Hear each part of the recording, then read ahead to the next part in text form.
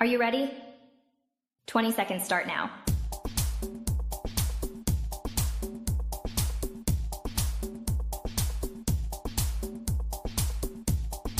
Ten seconds remaining. 5, 4, 3, 2, 1.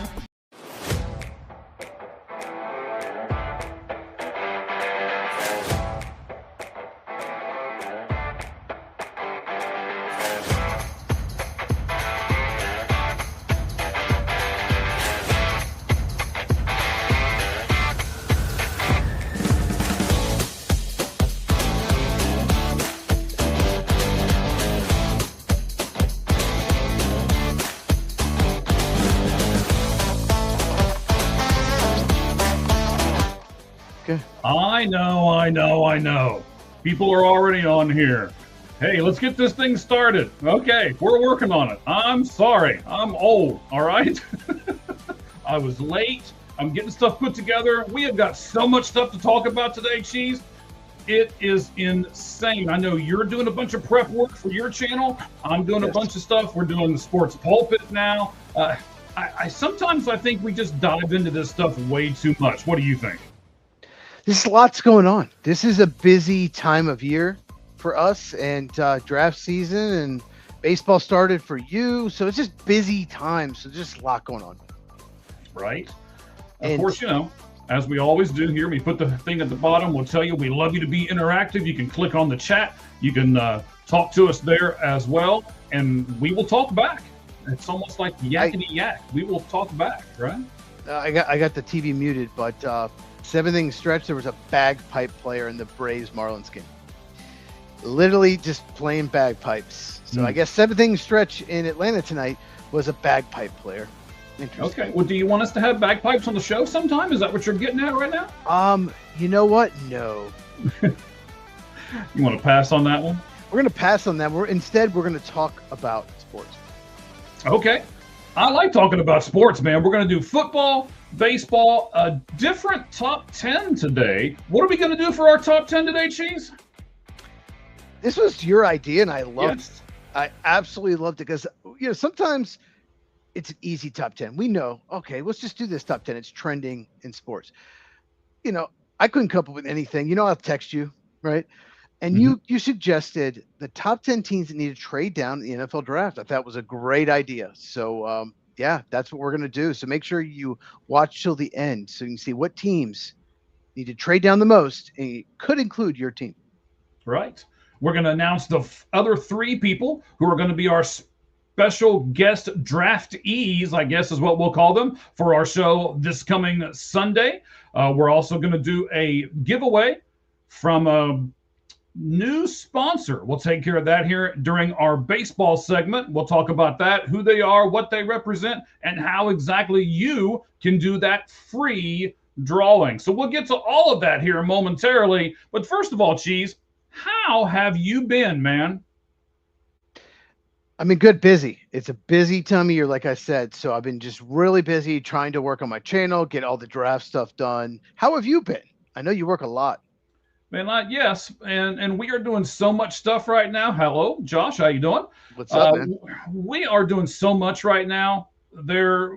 All Gloves Off Sports Media is adding different podcasts to our group. We've added 2. We're going to announce that here probably in the next week or so. We're trying to add a few more. We're in negotiations with some of them.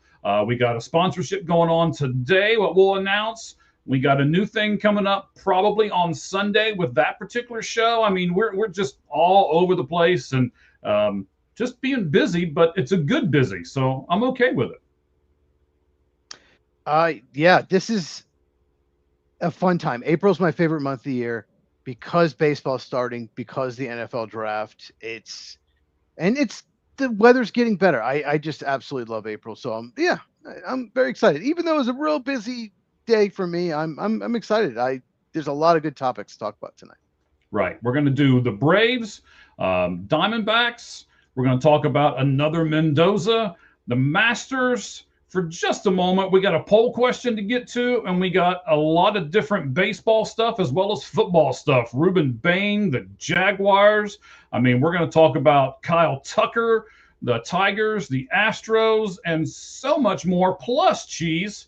Yes. It's somebody's birthday in sports today that I think we should celebrate that plays for both, or has played for both of your baseball teams. Yes, he's one of the most famous pitchers for both teams, which is rare that someone is like, it's like, like Charles Woodson, Raiders and Packers, like one of that kind of impact. Yes. Now I know who this is.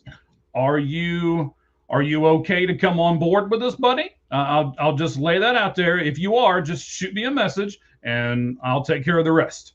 So mock season. I love doing mock drafts.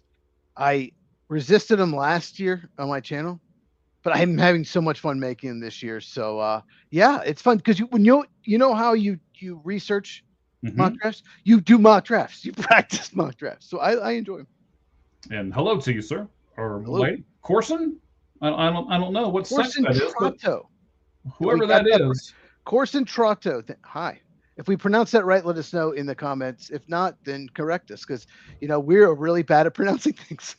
Especially me. I wasn't going to say it. Yeah. Let's jump into this real quick. We're going to do our 5 Flamin' 5 and 5. Let me explain to you exactly what that is. It is 5 questions. It is 5 minutes.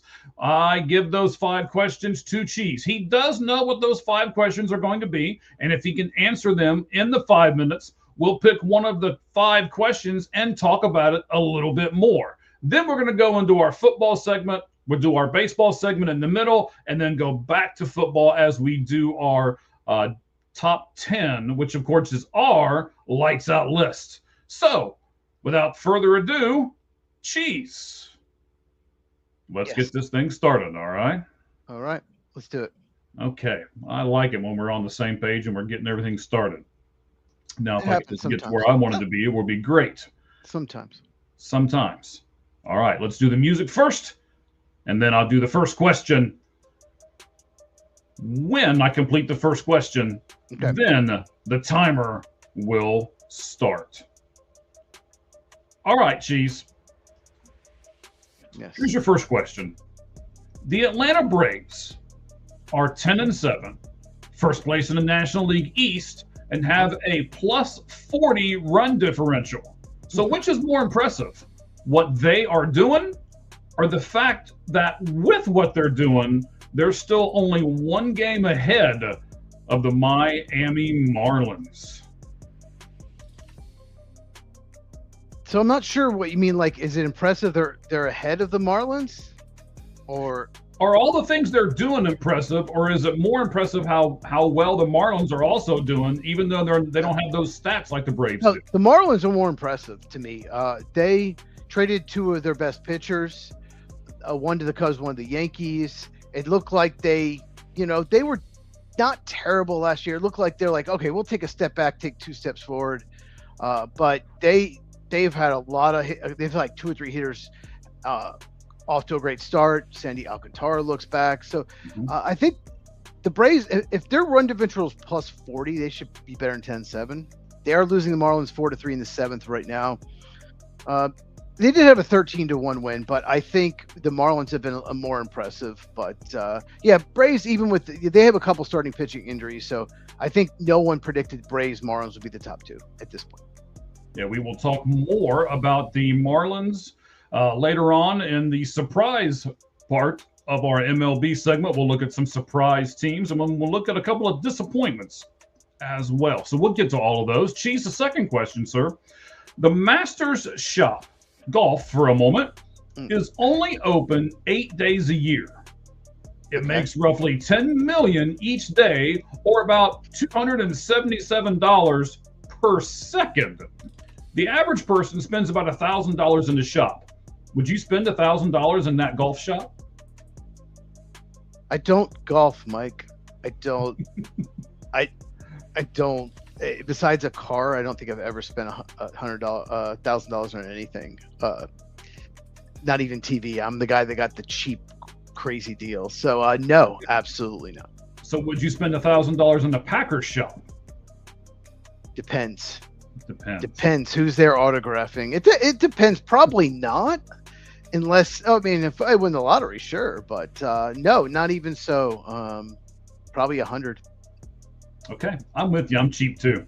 That's crazy though. Like It that. is. Like that's.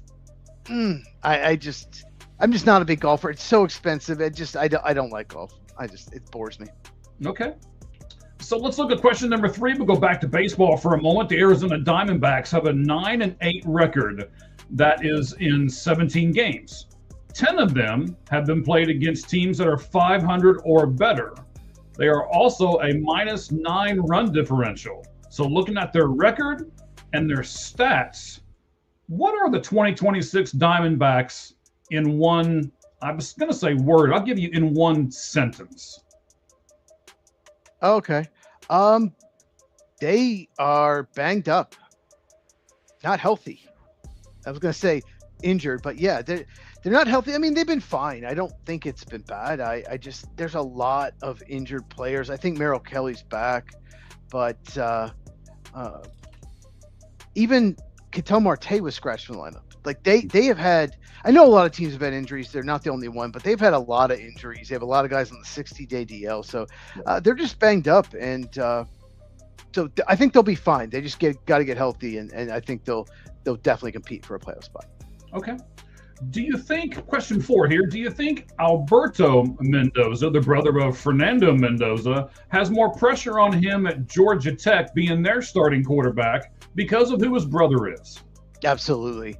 100%. You think Eli Manning felt pressure? You think Arch Manning's feeling pressure because of the name? Absolutely. He didn't stay at Indiana, and I think the reason is, they probably got someone better in the transfer pool. They said you're not going to be the starter. So, yeah, they lost Haynes King. I believe that's his name. Yeah, the quarterback for Georgia. So, yeah, a ton of pressure. His last name's Mendoza. They're going to expect a lot, and he's not as good as his brother. So we'll see what happens. All right, buddy. Let's see how much time you've got left. Oh, less than a minute. So the last question is this. How many trades will take place in this year's first round, in this year's first round of the NFL draft? Exactly 6.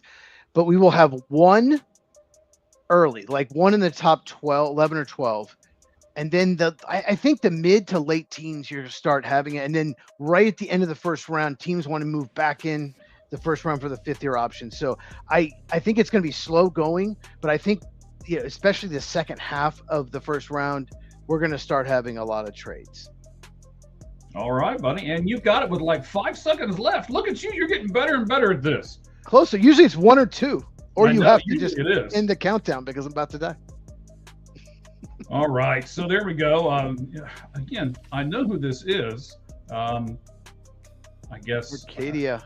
Yes. You know what? We'll stay right here with him for a second because I know exactly who this is. Let me pause that music in the background, get rid of that.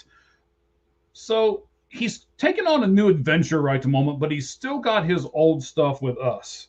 That, ladies and gentlemen, Nerdcadia, is Meg Smith. And Meg Smith will be one of our draftees who will be on the show this coming Sunday. At what times, Cheese? This Sunday is at 8 Eastern, 5 Pacific. Okay, it's our draft special. Mike is going to host it. There are going to be 4 of us. We're going to pick for 2 divisions each. And it's a lot of fun. Last year we did it, and it was our highest rated podcast. So we're really excited. It's just I tell you this, make sure you come out for it because I could be influenced. If I pick for your favorite team, get in the comments. Maybe you change my mind. You never know. I might be between 2 prospects. So yeah, I like the feedback. We like the comments. We do like the comments and we do love the feedback. Nerdcadia or Meg Smith, whichever one you want to say here, he is going to be picking the NFC North and the AFC West. So we'll get to everybody else. I'll do them one at a time here. We'll find out who they are, what they're doing, and why. I wonder who's going to take number 1. Oh, he's got the AFC West. He's got the Raiders. I wonder who's going to take number 1. Raiders. You got the AFC West. I don't know. I don't know. We'll find out though pretty darn soon. I had the AFC South last year. I picked Cam Moore #1. Shocker, right? We were all shocked. Right. He is, as he's putting out here for us, he's formerly shots from the sidelines. So you don't have to tell us how credible you are, sir. Cheese and I know how credible you are. You were with us on last year's show, did a fantastic job. And what did I say? Did I not say Med? Did I say something else? Well, the thing is, I think he said Meg. Oh, Med, I'm sorry if I did. Med. I Well, knew the it thing was is, Med. like last year, he's a Bears fan, and last year I picked for the Bears. I picked the right position, wrong player, but anyway. But now this year he gets to pick for the Bears, so it'll be very interesting. And I get a pick for your Cincinnati Bengals. Hey, now calm this is down. gonna We'll be get to fun. that here in a little bit. But yes, I really wanted the AFC North. I think it's one of the most fascinating divisions, one of the most fun divisions every year. So I can't wait to pick for And see if- those teams. if Med is listening, which he almost has to be in order to be chatting right now, that's why he sent me a message like, "Hey, I'll just take both Norths," and I was like, "No, can't do that. We somebody's being stubborn on this show and wants to pick the other North." So I just really wanted the AFC North this year, and I'll talk about it during the why I wanted it, the teams, and we'll talk about it during the draft. yeah, we'll talk This more Sunday. about it right before we do our picks at the end for the lights out list Yes. that we're going to be doing here. The 10 teams that should fall back in the draft. We'll do that here in just a moment. All right, buddy. So as we're going along here, we need to take care of a couple of things. But the first thing we need to do is get ourselves ready for 4 down territory. Okay.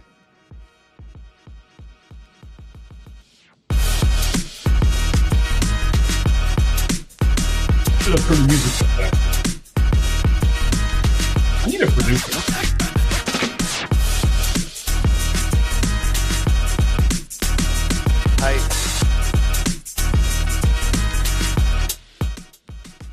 I hear that Frasier is no longer a show, so Roz Doyle is probably available. So I will call her and see if she wants to be the producer of the show.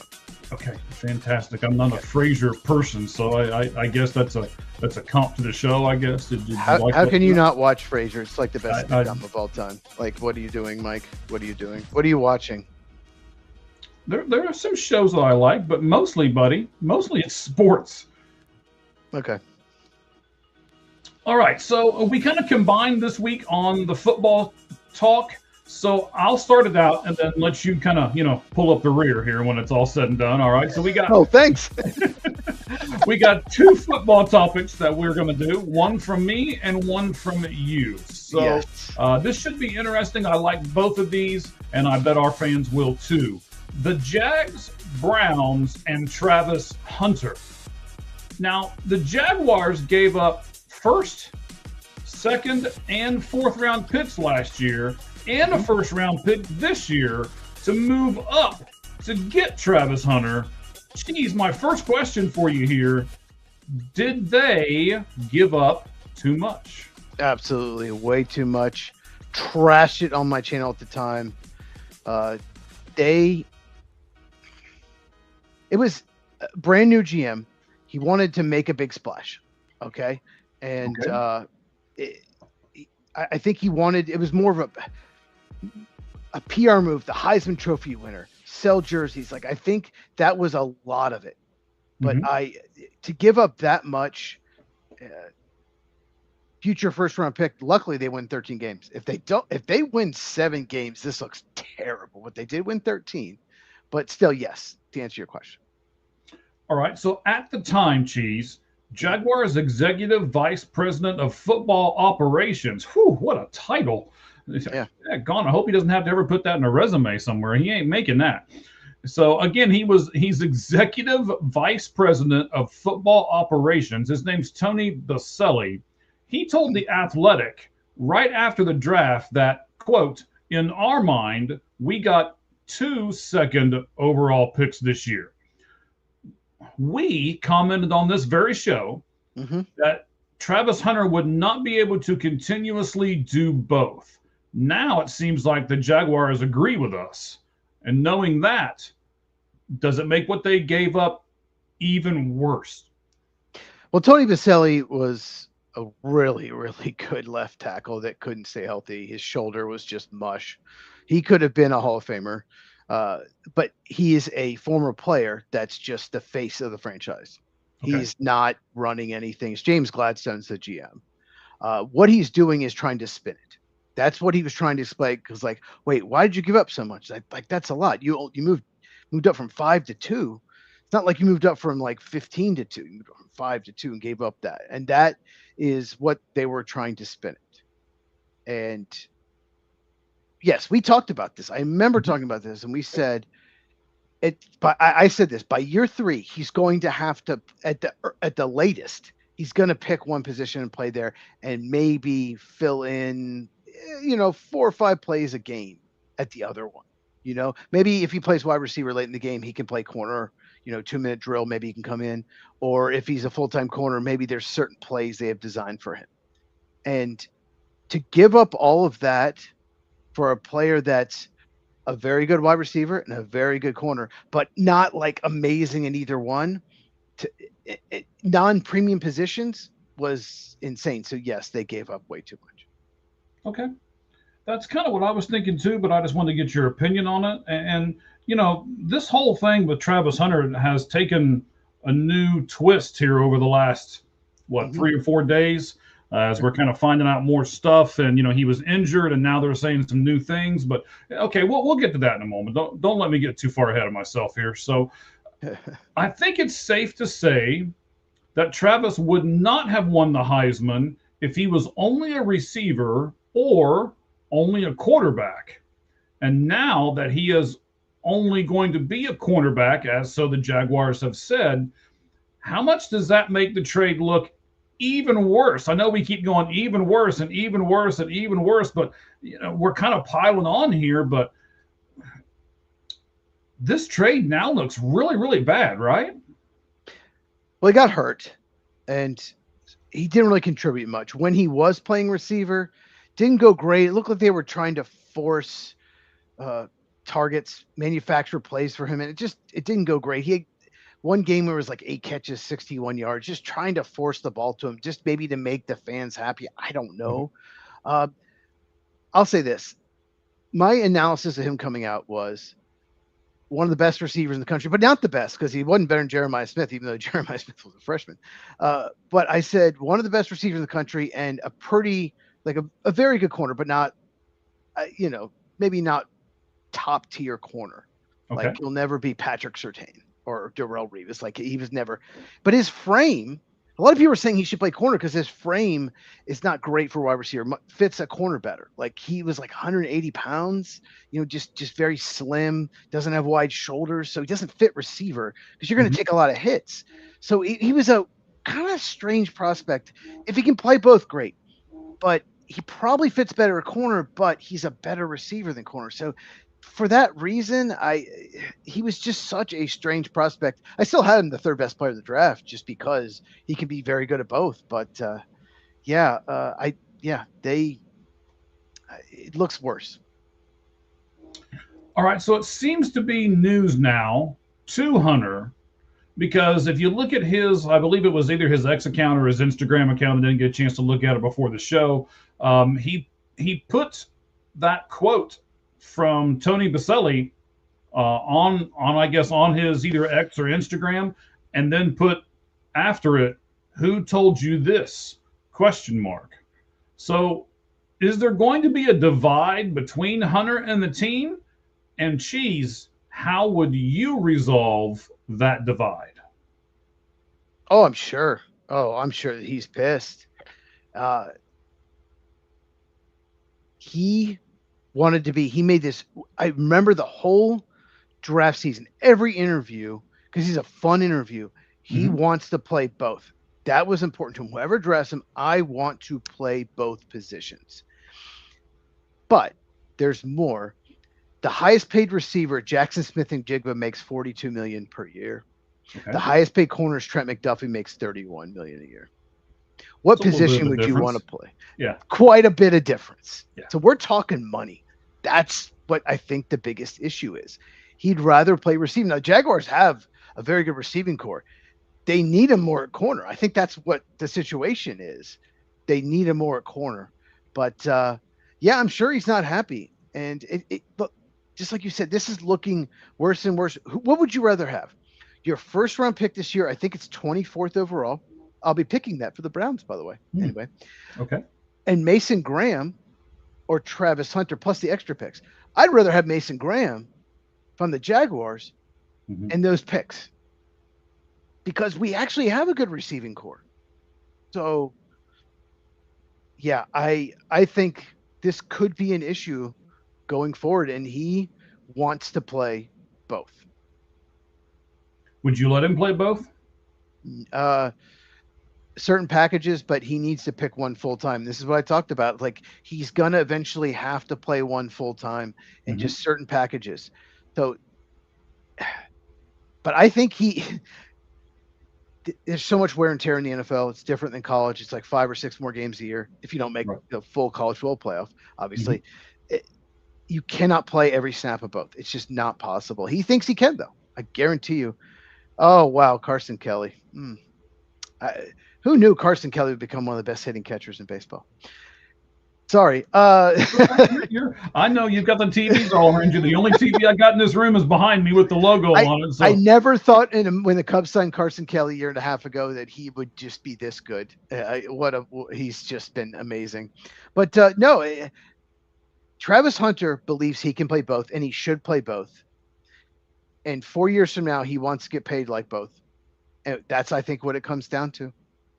So if he does play receiver in certain packages, he could say that he plays both. So he needs more than 41 million. I mean, is that where we're headed? But he'd have to play corner and elite level, first of all. I don't think he's that guy, though.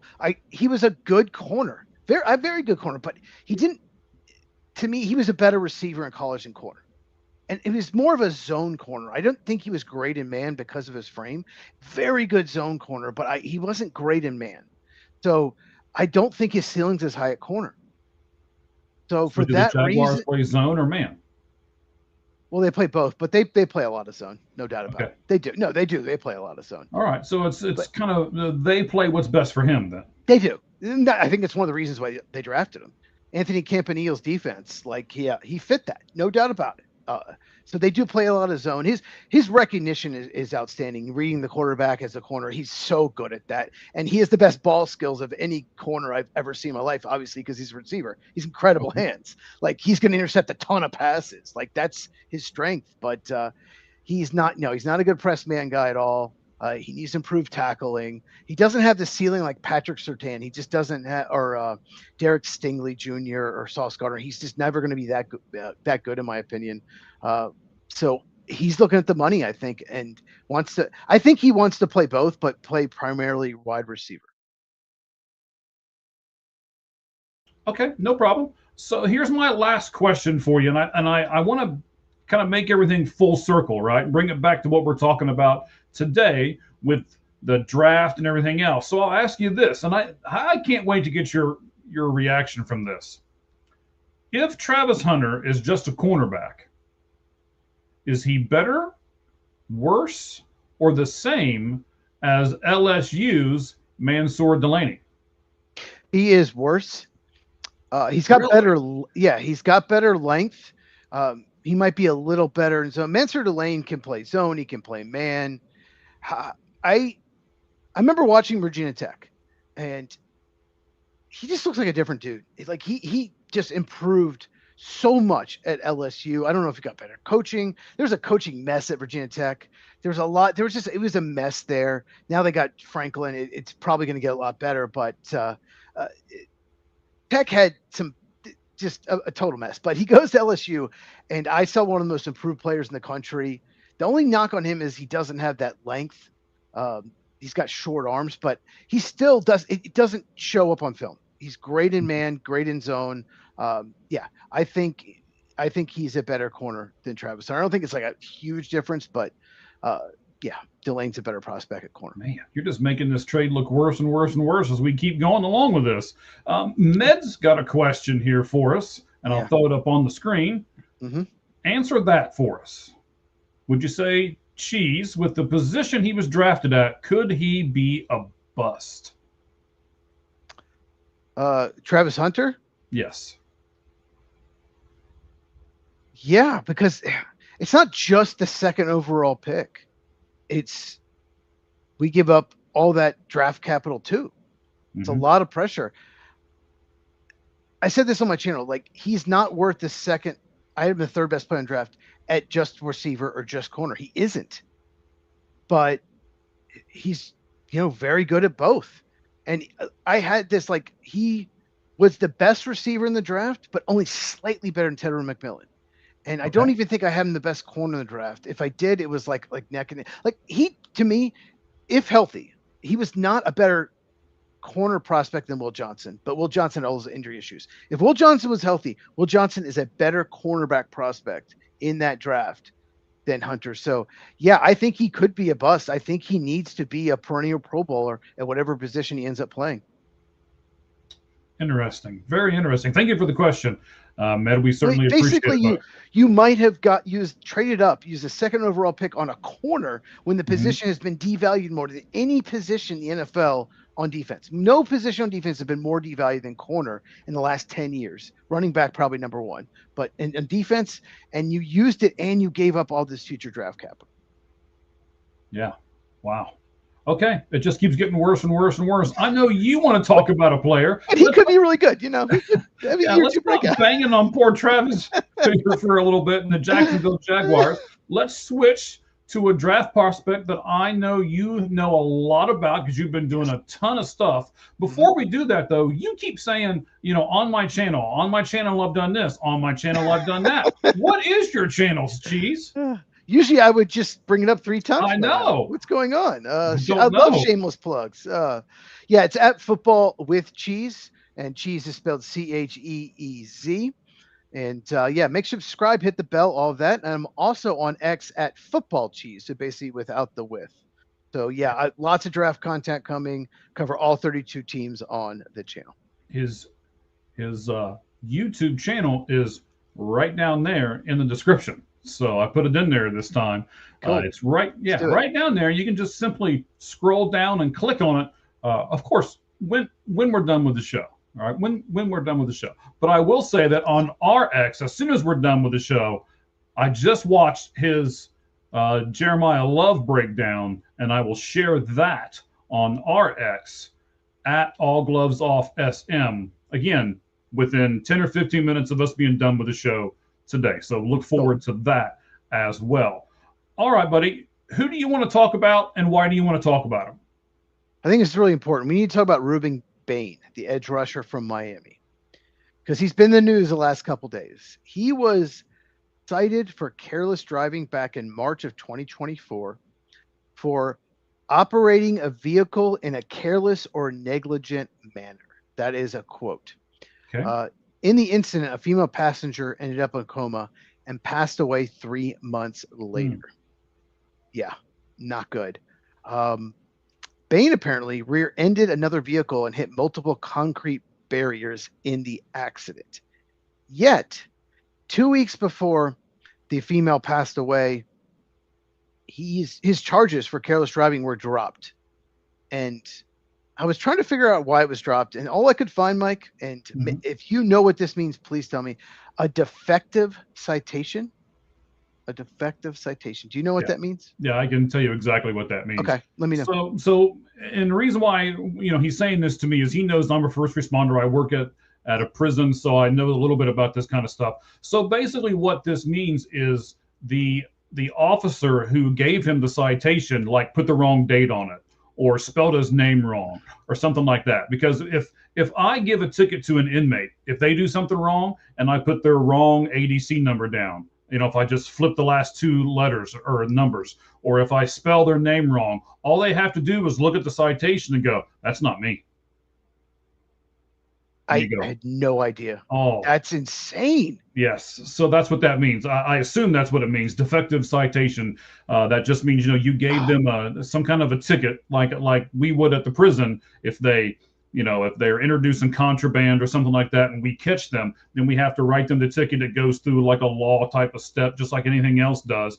But like I say, if I spell their name wrong on the ticket, or if I flip the numbers on their ADC number or anything like that, they can use that and go, that's not me. I don't know who he's writing this ticket on, but it's not me, and it gets automatically thrown out.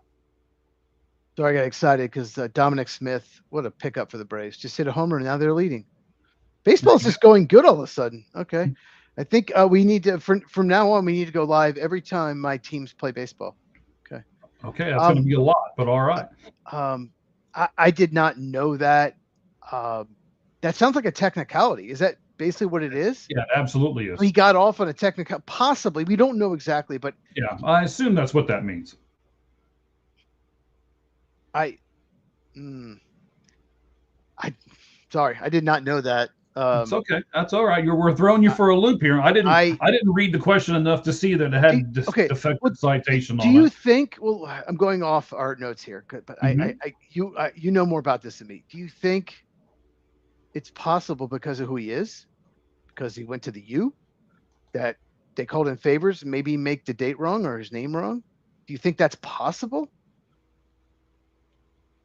Yeah. Okay. So I'm looking it up just to make sure. So Okay. here it is from the internet. It says it's a invalid or void because it contains major errors such as missing information, incorrect charges, or spelling of the name wrong, something like that. So yeah. What I was saying earlier was 100% right. It is a technicality. Now, so I can only talk about where it is from my end, right? Where it is from how we do it within the prison walls, right? Mm-hmm. It's just as bad on the officer as it is anything else. It usually means you're rushing through a ticket, and you are just careless with it. It usually doesn't mean that something's happened or that he's some kind of special person or anything like that. It's almost always on the officer. When I saw that, I didn't know what it meant. I did not expect that. Apparently, he was not investigated for DUI or drugs. There was no field sobriety test given at all. So police did not suspect drug or alcohol use, or they just didn't either. Even if they did, they didn't give him the test. Also, according to Ian Rappaport, the civil suit has already been settled. Like there's already been a settle. I don't know if there's ever a suit, but there's already been a money settlement, which is crazy. Which makes you think: is this what NIL money is going toward? Yeah. Because there's no way he just has that money, right? Unless he uses NIL. But not going to get any better. Go ahead. No, it's not going to get any better. And I will say this. You're at a traffic stop, right? Probably the first thing that Bain's going to do is call his representation, right? If he's smart. And if they're with him on the phone and he hands the phone to the officer, I'm not trying to say there's corrupt people out there, but I am trying to say there's corrupt people out there all at the same time, right? Did he do it on purpose? Did he mess up the ticket on purpose so that all this stuff could go away? And then he gets some kind of kickback later on, or maybe we see him in every Miami game, and then we see him wherever he goes to the NFL, he's going to get sweet tickets or something. He's got Michael Irvin autographed jerseys all of a sudden. Yes. Ray Lewis, here's your autographed jerseys. Mm-hmm. I mean, that kind of stuff happens all the time. I don't really like to talk about it, but we all know that kind of stuff happens all the time. I don't want to accuse him of this. I want to believe that this was a bad mistake, that the charges are dropped because he really wasn't at fault. I want to believe, we're about to talk about that. I want to believe that he wasn't at fault, but this is not good, Mike. And the more I hear about it, at first it was like, oh, he may have been in fault, but like, charges are dropped, so there's no big deal. Like whatever. I don't know. Here's what's worse. Okay. Not only was she passed away, and he was maybe or probably responsible for the death of another person, Mhm. even if it's indirectly through his negligence. He was cited for reckless driving in October of 25, a year and a half later, and his license is suspended. So he didn't learn from this. Do you find that disturbing, Mike? Well, not only do I find it disturbing, but I'm going to answer the question, then I'm going to ask you the same question.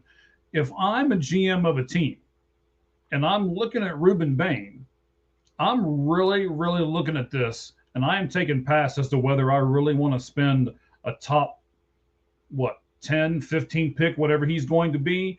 Um, I don't know. There are plenty of other fish in the sea. There are plenty of other players in the draft.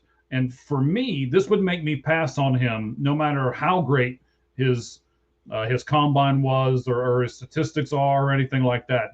This kind of a character issue would make me go, no, thank you. Someone else can have this problem. What about yourself? It's the judgment. I am an NFL owner. I have a team. I want someone who has good judgment. It's not just that he did. He may have made one mistake in his life. Okay. Yeah, that's a good point. I hadn't thought about that. He may have made a mistake, but he didn't learn from it. And he was cited again for a similar situation where he could have hurt someone again. And that shows poor judgment. And I don't want a player on my team that has that kind of judgment. Right. Who knows what could happen in the future? Maybe there's other things. I don't know if you remember hearing stories about Barry Switzer when he was Oklahoma head coach. There's lots of stories. Every time one of his guys would beat up a woman, force themselves on a woman, get DUIs, the sheriff would just call Barry, and Barry go get him, and the sheriff's like, yeah, good old Oklahoma boy. Like there was they would never get arrested. Right. They were told, oh, call Barry and he'll come pick you up. Yep. Like, so, man, this is just, Jalen Carter. He fell in the draft that he was racing that speeding issue. Kyron Lacey, LSU, he was a prospect in last year's draft. He was, I don't know if he was texting someone. He caused a pileup to end up killing someone, and he actually committed suicide before the draft last year. I don't know if you remember that. He was projected to be a late round pick, maybe undrafted. But I just, the judgment. This shows that he did not learn from his mistake. The fact that he was called again in the original one, he was out at 4 a.m. Do you want a player that's out at 4 a.m. in a car that causes an accident? Do you want anyone out at 4 a.m.? Not unless he's doing DoorDash because he doesn't make enough NIL money. No. Like, there's no reason to be out at 4 a.m. There's no reason unless you work at 5 a.m. and you're on your way to work. Like, there's no reason. So it's just, I don't know. This really bothered me, and it's getting worse and worse. And when it first hit, the insiders, they tried to act like it was no big deal. Oh, well, teams have known about this for months. They're like, oh, well, teams already known about this, and the charges were dropped, and they acted like, oh, no big deal. So, and then Ian Rappaport's like, oh, it's not expected to hurt his draft stock. Do you think this is another situation? We've talked about this many times on this pod. Do you think it's another situation where the agent called in a favor of the reporter, act like it's no big deal? We're trying to influence the narrative so it doesn't hurt his draft stock. Of course it is. I mean, like I said it a few moments ago, this would absolutely hurt his draft stock with me. I wouldn't even think about, is that the Spidey Cup? It is Spidey. Oh, got the Spidey Cup out there today. I think it comes out, right? I think comes out this July. New Spider-Man movie. Are you excited? Are you excited about the new Spider-Man movie? Probably not. I didn't even know there was a new movie coming out, sir. Okay. I like Spider-Man. Okay. I mean, you're allowed to. We're good. Yeah. But you're more of a Hulk guy. From WWE, he was in this. I think the first movie as the. Yeah. Anyway, we'll do some kind of sports connection to it. But no, these agents, like they keep doing this. Don't you agree? Like, what is going on with this?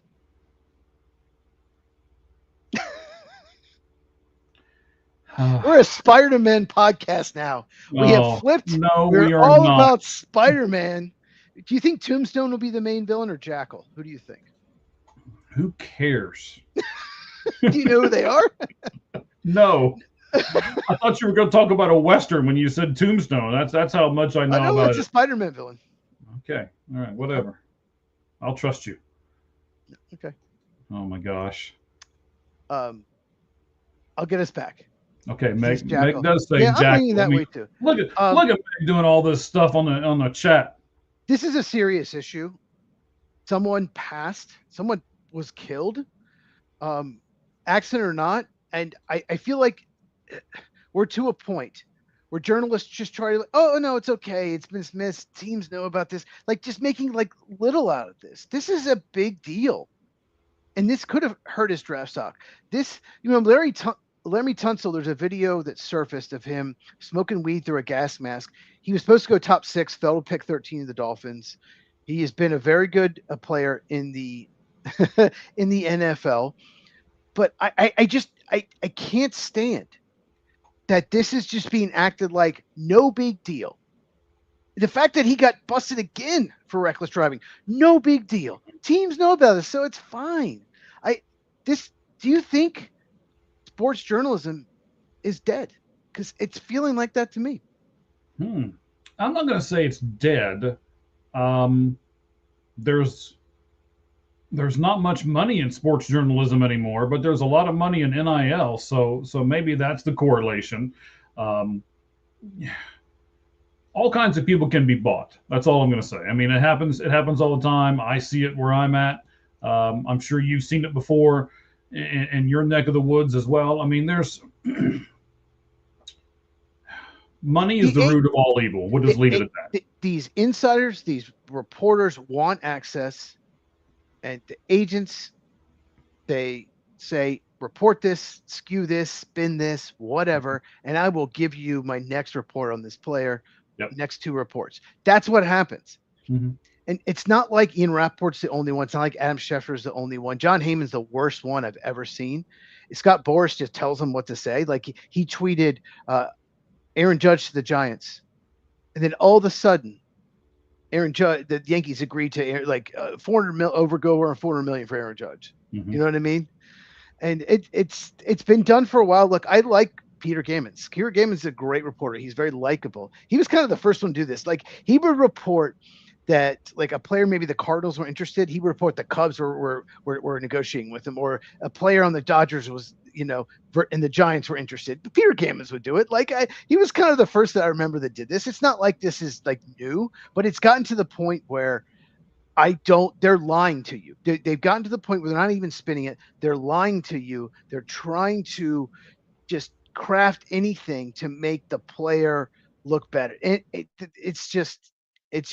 bothers me in this situation. I already had almost zero respect for Ian and Rappaport, but it's gone down if that's possible. Hang on, we got a book coming. So it says lawyers' main job is to make as much money for their clients as possible. At the end of the day, it's how much you can make for me, and you get 10%. Ruggs served 3 years for killing someone. Yeah. And Henry Ruggs, wide receiver, Alabama, drafted by the Raiders. Yeah, he might get released. The rumors he might get released soon, and maybe a team takes a shot. I don't know. I liked it when I could trust the reporters, or at least somewhat, and now they might just completely lie to you to make someone look better. And if Bain falls, if he's projected to be a top probably 7 to 9 pick, top 10 for sure, right? Before all this, everyone thought he'd go top 10. If he falls, it will cost him a lot of money. It will cost his agent a lot of money. So that's what it's about. The difference between going, say he's drafted by not even like, Cardinals at 3, just even the Saints at 8 or Chiefs at 9. The difference between going 8 or 9 and just falling out of the first round, which I actually think is possible, because I think a lot of how are you going to sell this guy in your fan base right now? Uh, that's significant. That's millions. I looked at two mocks from guys I like. One had him updated mocks. One had him going 12th to the Cowboys. The other had him falling to the second round. I don't Wow. know if that'll happen, but that is really interesting to look at those. Now, I don't know if Meg is trying to be mean to me here by Med, pick number 10, saying my Med. Bengals would take a chance on him, but yeah, they seem to want to do that. So, His name is Med. what do I keep saying? Do I keep saying Keep saying Meg? Meg. I think you just watched a bunch of Family Guy episodes. Maybe that's what it is. No, actually, you know what it is? I've got it written down on my sheet over here wrong. That's Okay. what it is. Well, I Oh, mean, so you were a fan of the Cardinals at 3. I don't think you're taking Bane anyway, and you're the fan of the Bengals at 10. Are you moving him down your board? Would you pass on him? I know you pass on him at 3. I think we've established that, but like, would you pass on him at 10 if you're the Bengals? Are you moving him down your board if you're a GM? I am now. Yeah. Jerry, yeah, that's the whole point. That's what the mock said. It's like I'm not. He's not getting past the Cowboys because Jerry will take him. And yeah. Interesting. I think this is something to monitor, and I think he could fall.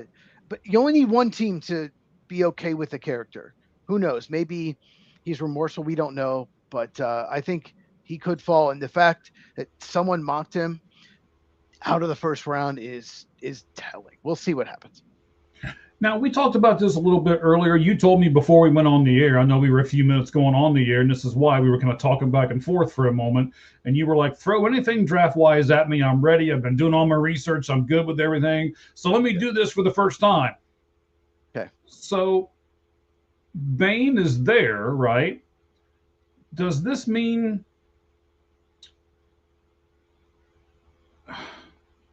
How much of a money difference are we really talking from top 10 to like the end of the first round? How much of a money difference are we really talking? So let's look at Tedero McMillan. I'm gonna look it up right now. He was 8th overall last year. Let's just say Bane. That's probably the lowest he was going to go. I'm just looking at his last year contract. It would be a little more this year, but he signed a 4-year, 27.93. So 4 years, $28 million contract. Okay, we'll round it up. That's fine. Yeah, we'll round it up. And let's just say, okay, Josh Simmons went 32nd, right? Mm-hmm. To the Chiefs. And 4 years, 14.68. So about half. Falls to the second round. Less than half. So we're talking like he could go from 8th pick to the 32nd if for some reason like Seattle took him. That's half the money. So that is what the agent is calling. That's what significant. And that's why as soon as the story broke, I'm like, oh, but teams knew about this. So, and they're good with it. And charges were dropped. That was the boom, done. Like done. When the story broke, I want to give this reporter credit. Or no, we would not know about it. I have the reporter. Let me pull up my X. Okay. So we also talked about last week these top 30 visits, and you said that a lot of these top 30 visits are we want to revisit medicals and we want to get get an idea on these guys. You know, okay, so here's the play. I want to show it to you on video. Tell me what you see and all this kind of thing. Would you bring in Bane at least for one of those visits and talk to him about this incident before you drafted him? Yeah, if you knew about it ahead of time, they're acting like they've known months. We'll see. But absolutely, that's the kind of player you want to bring in. Anyone with character, even more character that you really love the player. He's a great fit for us. But also medical rechecks. Someone who's been injured. How far are you along in rehab? Can we give you a full physical? I think that's really important because some teams will pretty much take you off the board or move you way down, ensuring you're not going to draft him if you have injury issues. You cannot have a team with 18 guys on IR. So they've got to be on the field. His name is Ollie Connolly, is the one who broke the story. He works for the Guardian, I believe. Yeah, Guardian. NFL Daily for the Guardian, yes. His name is Ollie Connolly. If it wasn't for him, no one would know this story. So, yeah, we need to give him credit. I appreciate you doing that, buddy. All right, so we are done with the football. We're going to have the logo in the background for just another minute or so because I'm now going to reveal the second person who's going to be one of our special guest draftees this Sunday. What time, Chase? Oh, wait, I'm sorry. I got you sipping your coffee. That was mean. It's actually water. I can't drink coffee this late. Okay. It is at 8 Eastern, 5 Pacific. We do the podcast right now in the warmer months at 9 Eastern, 6 Pacific, but it's 8 Eastern this Sunday, the 19th, 5 Pacific. So make sure you send some alerts to your phones so you don't forget it. And we'll pick, once again, 2 divisions each. I'm doing the AFC North and the NFC West. Very excited about doing the North. And once again, all of us that are picking, jump in the comments. Maybe you could convince us. Maybe we're between. Maybe I say, I'm between these 2 guys with the Cardinals. Someone help me. And maybe they're like, okay, Peter Woods, Clemson, defensive tackle, 3rd overall. And I'm like, okay, let me piss off Mike. Yeah, that's probably your goal here, but we'll see. We'll see. Yeah, we'll see. Let's see. Do we do this real fast? No, let's not. We've got the layout for the draft show already done, but I'm just teasing. I'm not gonna pull it up right now. I'll show it to you off screen later. It would cover you up, so we won't do that. We don't want to do that. You gotta. No, I gotta keep what that sells on the pod. Yes, This is what sells the pod. So the second guy, he also did it with us last year, just like MED did. He did it with us last year as well. Wayne is going to be with us again this coming time on Sunday. Wayne Grigori. I don't know. I'm gonna maybe. Wayne. It's Wayne. Yeah, it's Wayne. We know it's Wayne. We're not sure about the last name, but you can find him at Wayne WAYNE _ GREGOIRE. He is with Anubis Sports right now. He's been with a bunch of other stuff. He's got over 20 years of experience as a writer and an editor. So Wayne's got the experience for us. He's going to pull us through and make everything great. And we'll have the other reveal here in just a little bit of who we're going to have on the show as well. Oh, hang on. We got one more here from Med. He's a top 3 talent. Anyone should bring him in. Jordan Tyson is also sliding because of his injury history. Peter Woods is a top 3 talent. Is that who you're talking about? I would say he's talking about Bain. Oh. That's who we were talking about. Oh yeah. Bain. I mean, his power move is tremendous. Like, he will run through you. Like he's such an interesting prospect because he has really short arms, but I didn't know he did. Like, it doesn't show up on film at all. Like, I had no idea his arms were shorter than 32 inches. Maybe because he's just got power move. He runs through people, relentless effort, very good film. Both edge rushers in Miami have incredible film, but he will be one of the, this was, about to be a draft that had no controversy. There was nothing crazy, and all of a sudden we have something, and now he'll be probably the most talked about person in the first round. He's a T-Rex. He's, Anyway, don't ever do that again, Mike. Okay, got it. Okay, yeah. All right. Okay, so let's move on. Let's go to our baseball. And of course, when we do baseball, we have got to give you the best baseball graphic in all of podcasting. But first, we'll start off with the music going into our 4-down talk, or four pitch talk. I was combining the football and whatever. 4-pitch talk, ladies and gentlemen. Here we go.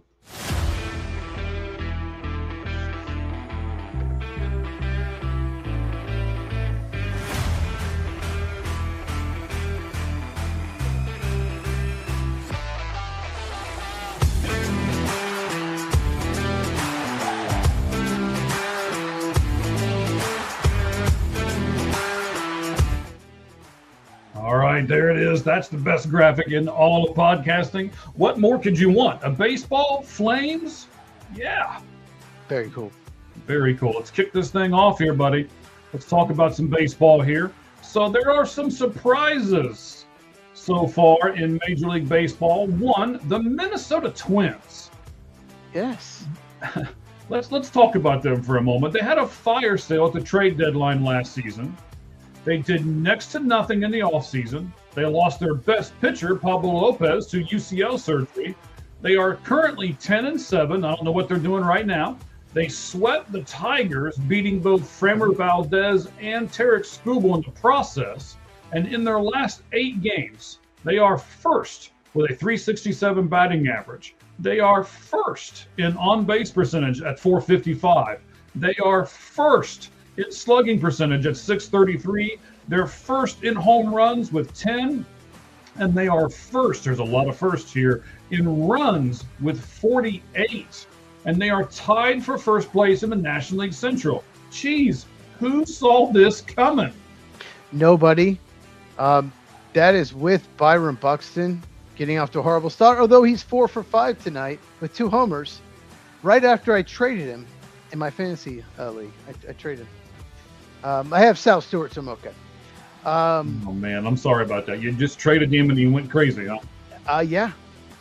It's okay. I got Bobby Witt. It was a crazy trade. We got a good Bobby Witt stat later on in the show too, by the way. Cool. So yeah, the Twins, I don't think it's sustainable. They're up 6-0 tonight. They're about to be 11-7. They're playing Boston, which is, if you're playing Boston, you're probably going to win. So yeah, it's surprising, but we'll see if it holds up. I don't think it will, but you never know with baseball. Like sometimes some teams just come and just stink, and they should be good. And if you have 2 or 3 guys that have down years, it can change your whole franchise. You have 2 or 3 guys that get off to great starts, then all of a sudden you're in it. So I don't think it's sustainable, but it's crazy that the Twins have the best record in the American League at this point, at any point. Yeah, I'm with you there. I don't know if it's sustainable or not either. And let's talk about something else that might not be sustainable. The second team we're going to look at on this list, the Pittsburgh Pirates. Now, they do have the National League Cy Young Award winner, and they have the number 1 prospect in all of baseball.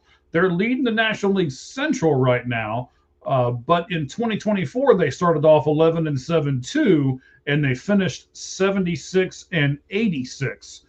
Which one do you think we're closer to? The Pirates of 2024 that finished 10 games under, or the Pirates are right now that are 11-7, Cheese?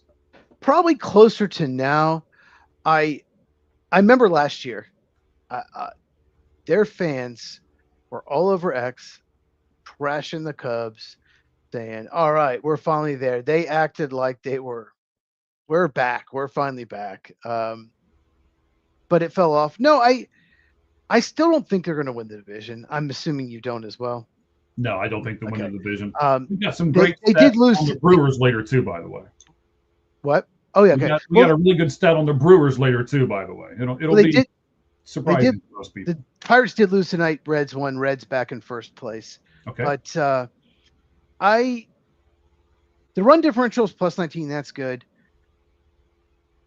I think they could compete for a playoff spot. I do. Their bullpen is just not very good. That's the biggest thing that worries me for them is their bullpen. But they have incredible young starting pitching. I think their lineup's better this year than it was last year. So I think closer to maybe a playoff, but we talked about this in our preview show. I could not pick them in the postseason. Right. I could be wrong, but I think next year, 2027 to 29, those are their 3 years. I think that's when they have a chance to compete in the NL. But yeah, Connor Griffin's a prospect you mentioned.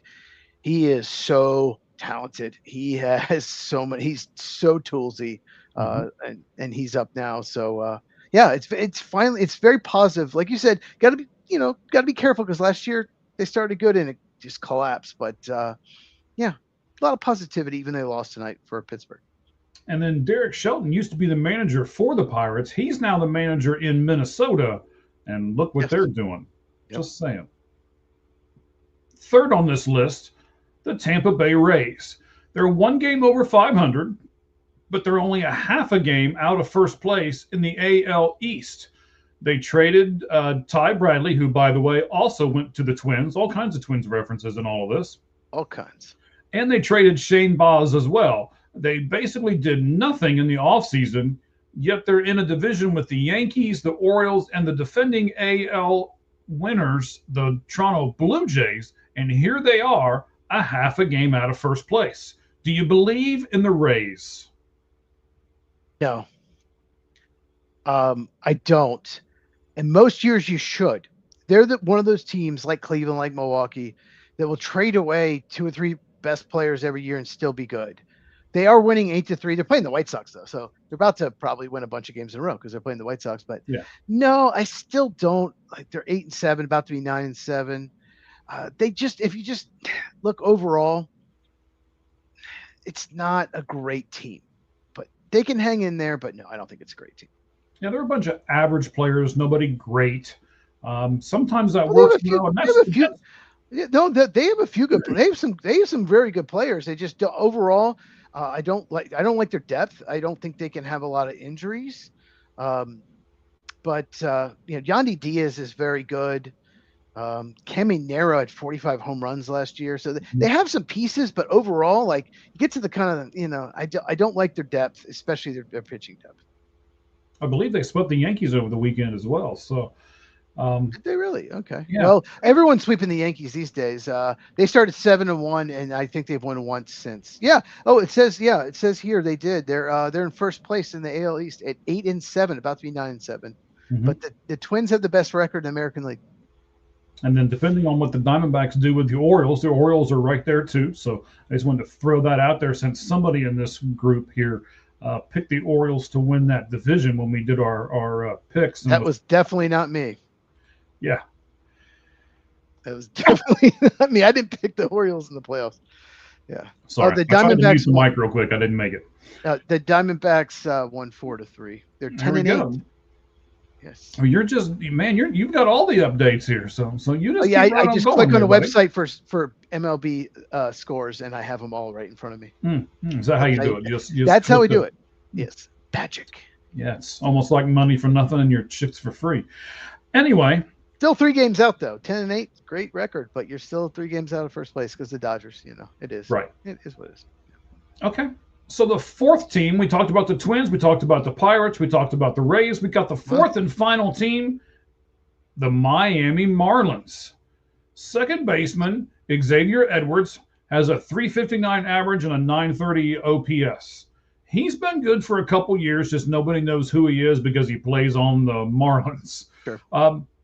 Catcher Liam Hicks has a .319 batting average and a .902 OPS, and shortstop Otto Lopez is hitting .317 with an .880 OPS. So it looks like they might have the core there for possibly having a breakout. Plus, they've got Sandy Alcantara and Yuri Perez as well. Cheese, my question to you is this. They've got some really good young players, but do they have enough to compete in that division this year? No. No way. Are you trading Sandy Alcantara to get some more good young players? Yes. A lot of teams wanted to trade for him at the deadline. They had either weren't willing to trade him or the asking price was astronomical. He was having a down year. Good for them because he looks amazing. But no, the Marlins, I'd be shocked if they even finish in the top 3. I know the Mets. Do you know the Mets have lost 6 straight and they've scored 9 runs in those 6 games? Wow. Yeah. And they started 7-4. They're 7-10. No, but the Marlins, they lost tonight. The Braves did beat them. So they're 9-9. But 3 of those wins were the first 3 games at home against the Rockies.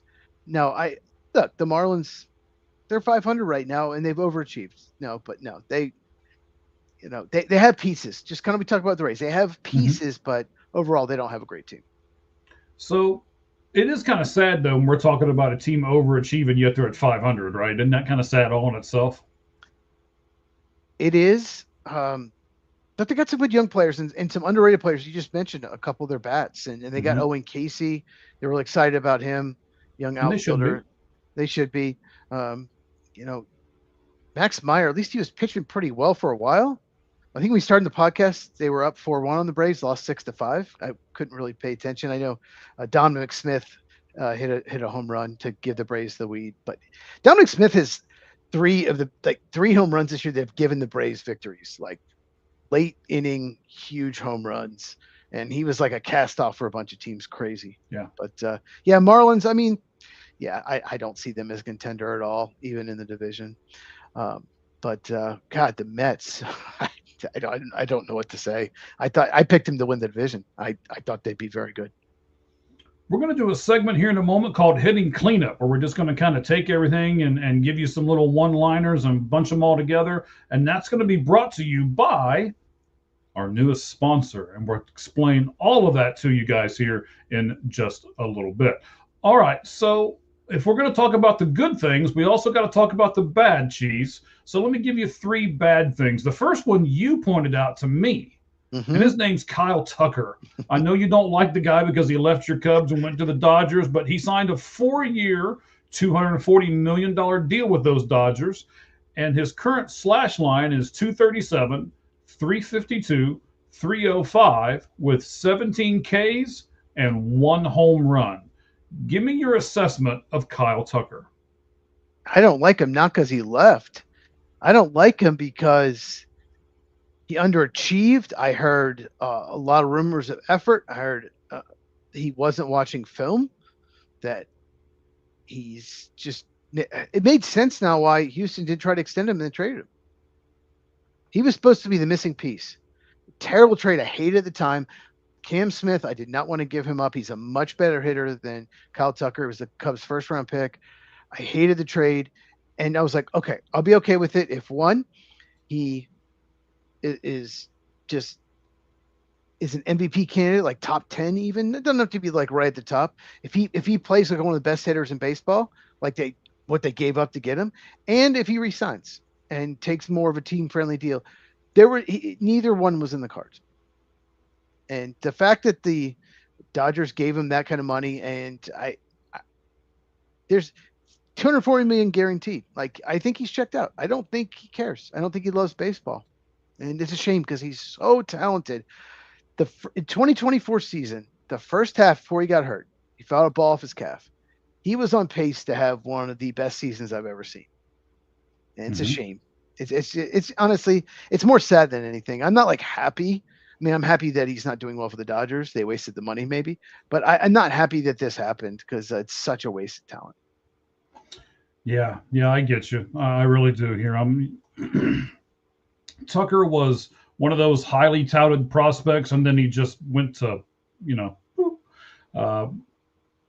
but the Dodgers seem to just be able to pluck those guys out of nowhere, and pretty much everybody that they sign seems to pretty much always do well. This guy's not, Cheese. Is there a reason why you think maybe he's not? Is there something wrong with the team? Is there something wrong with him?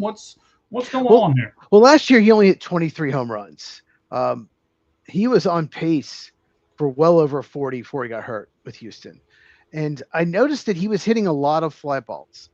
He was, I don't know if he tried to uppercut his swing too much, but he was just hitting a lot of routine or warning track fly balls. Like, he was getting under it a lot. I didn't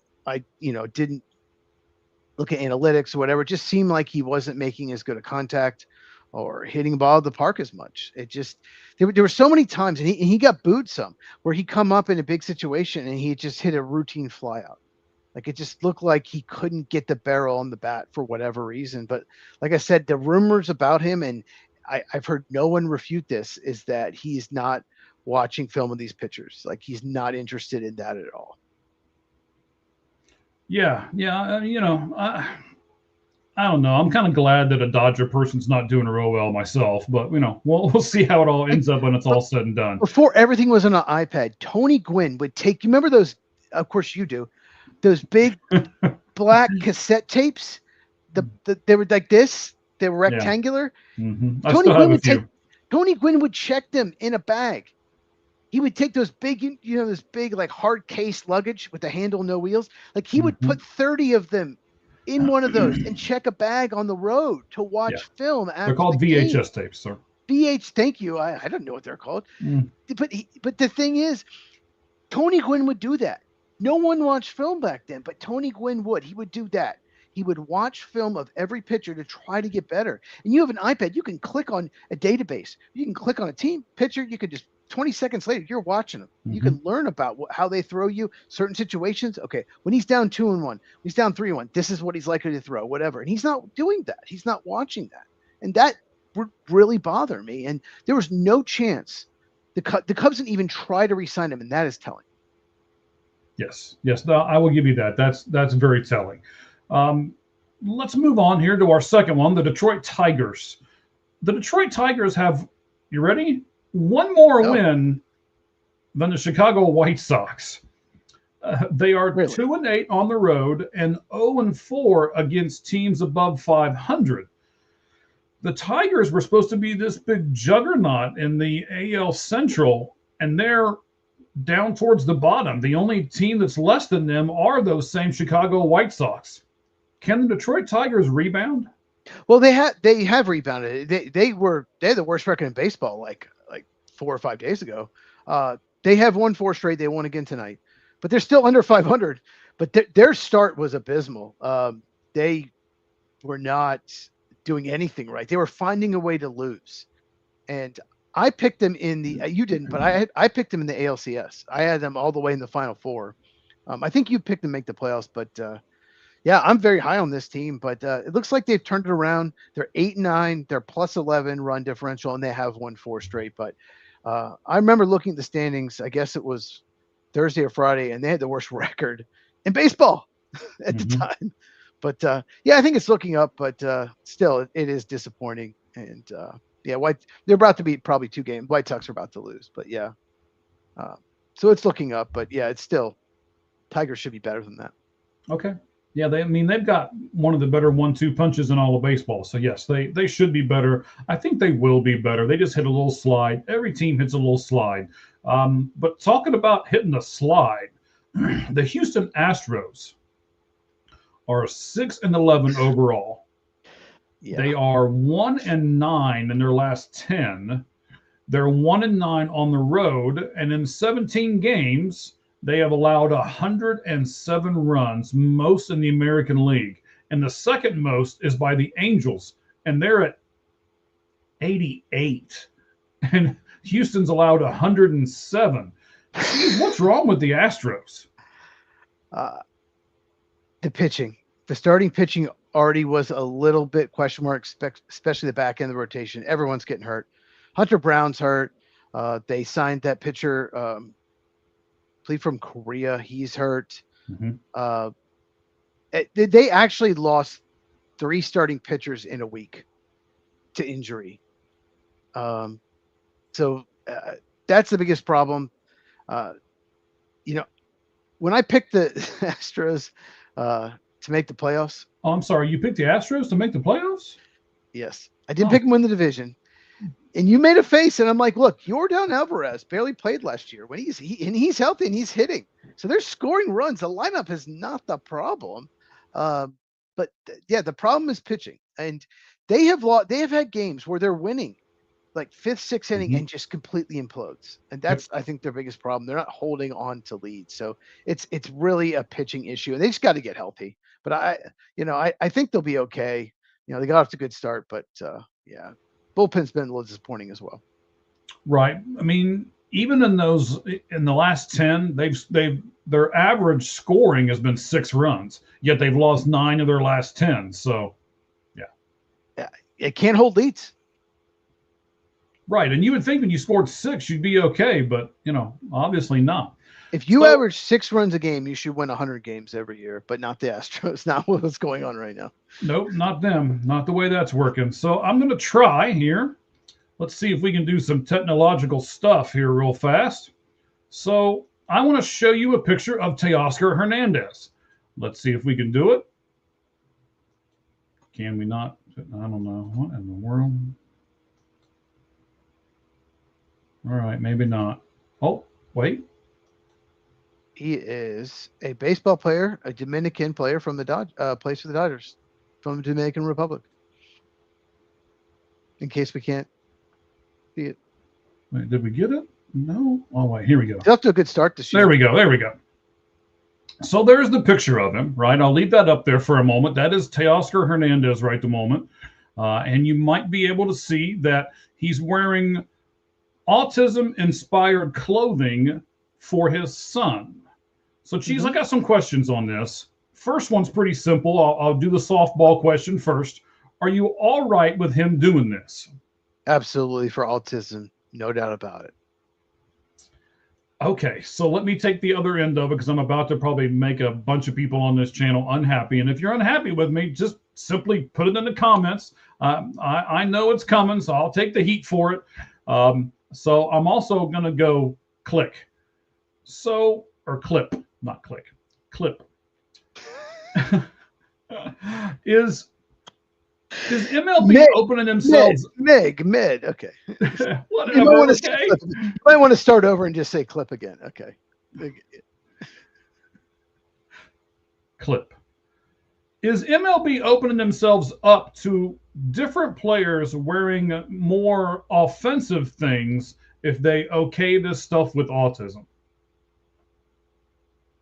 I really want to get your take, but okay. You asked me first. I'm going to be real quick on this because I know this is important to you. I know you want to give your opinion. It does open up to more stuff. I absolutely support him. I have no problem with the autism. I think it looks cool. Even like something like ALS. Maybe maybe you had a relative that died of that. You're drawing awareness to that. That's fine. But I think it can go too far. It can get away from what I think he's intended. What do you think? Yeah, see, I think the same thing. As you can see here, he's got the elbow guard, he's got the shin guard, he's got all that stuff with the puzzle pieces on it, which is a symbol for autism. His son has autism, so that's what he's trying to do. Right. But you're opening up yourself to a world of possibilities here. And unfortunately, and I'm not saying that people that play Major League Baseball were terrible people, but people tend to take something that you say is okay and then just absolutely run with it. I don't think this was this way 10 years ago, but all of a sudden, everybody wants, well, now I want gay rights, and now I want this, and now I want this, and now I want, and not everybody's going to agree with everything you're going to put on your clothing. So I'm just worried that MLB is opening themselves up for something more. Autism awareness, great. Something like ALS awareness, I brought those two up, great. But you made a good point, and I hadn't thought about this. Instead of something like we autism awareness or something like that, you might have a player like, well, if he can do that, I can put Free Palestine on my patch. Yes. I can put pride. I can put anything. I don't know. I'm trying to think of another divisive issue, but those things are divisive issues. They're going to piss off a lot of people, piss off a lot of fans.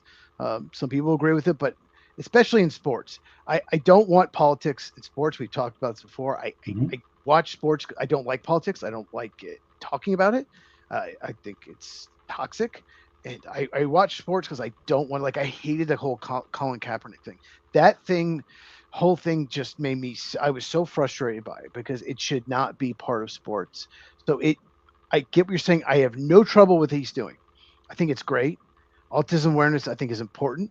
But I don't want someone having like a Free Palestine or pride thing on their pad or something and saying, well, if he does that, I should be able to do this. It opens up a lot of possibilities. I wouldn't want that. Right. And the reason I'm also bringing this up is because I'll be doing some things on the Sports Pulpit here within the next week or so. We talk about stuff like this. How far does it go? Are we allowed to cross those kind of lines and all of that kind of stuff? We'll get more into it. So look for that here in the upcoming week or so on the other podcast that I'm doing, which is called the Sports Pulpit. I just thought of something else. Like, what if it's a presidential election year and they want to support a candidate? That'd be terrible. I don't want Right. to see that. I hate political ads. I hate presidential years. I absolutely despise it Mhm. because I don't. Anyway, but This is what I yeah, mean. yeah, I support what he's doing, but yeah. it may open up a Pandora's box that you don't want to open up. But Cheese, here in a moment, we'll get to it. I think I have a solution, and I'll see what you think about the solution. But I want to ask you this first: should ball players be able to sell the rights and then sell different clothing pieces like the shin guards and the elbow pads and stuff like that? Are we going to give them that avenue in which to do stuff? Because I'm afraid that No, looking at this picture, that's where we're headed. this is different. This is different. Selling like ads. All it's going to do is lead to players wearing shin guards, wearing elbow pads not needed, wearing things not needed to get extra money or endorsements. No, that absolutely should be stopped. He's not making money off this. He's not selling anything, and that's important. You should not be able to sell like part of your helmet, part of your elbow pad, part of your shin. No, I think that's absolutely absurd. Well, which one would you rather have though? Because right now you can also see it on his sleeve right there. His see would be his left sleeve. You can see the patch that I believe it's Guardian System does it for the Dodgers, where they put that patch on all the uniforms now, where they're selling advertisement on their uniforms. Would you rather have it on the shin guards and stuff like that they only wear when they come up to the at bat and not have it on the actual uniform? That's better, but I mean, they're not going to tell them, okay, your son or daughter or whatever has autism. You can't do that. The backlash would be bad. Okay. But you shouldn't be able to sell to an advertiser. Is that what you're asking? Like sell? Yeah. No, Why no. can't they put the Absolutely. Lights Out Sports podcast on their elbow pad? They can choose to. We're not going to pay them. They can choose to. Because we You don't have put any Dr. money. Pepper. Maybe they drink 10 Dr. Peppers a day. Maybe they're like Mr. No, our friend Mr. No. He likes the Dr. Mhm. Peppers. He Maybe does. maybe they want to do that for free. That's different. We're shouting out all kinds of people tonight. All right. Yeah. So yeah, now lastly, I said that I had a solution for this, and I think that I do. And I like this solution. I'd like to get your feedback, and I'd also like to get our fans' feedback. So I will go clip. So Teoscar Hernandez is wearing these autism-inspired shin guards and stuff for his son. Both of us have said we support that, but both of us have kind of said that this is opening up a Pandora's box that we're not sure Major League Baseball wants to open up.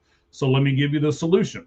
The solution is to do a block of time, like the NFL does with My Cause, My Cleats, except do them with these pieces of their protective equipment to where just like one weekend or like every Wednesday game or something like that, they can wear them. They can even sign them and put them up for auction on a website or something like that. And I think that's the solution here. Cheese, what do you think? I love it. That's a great idea. Or just the first week of April is this month. First week of June is, not this month, this week. This awareness. You can wear this. Yeah, just pick a week and you can wear this on your cleats, this on your gloves. Yeah, I think that's the best solution, but you can't do otherwise. You cannot do it.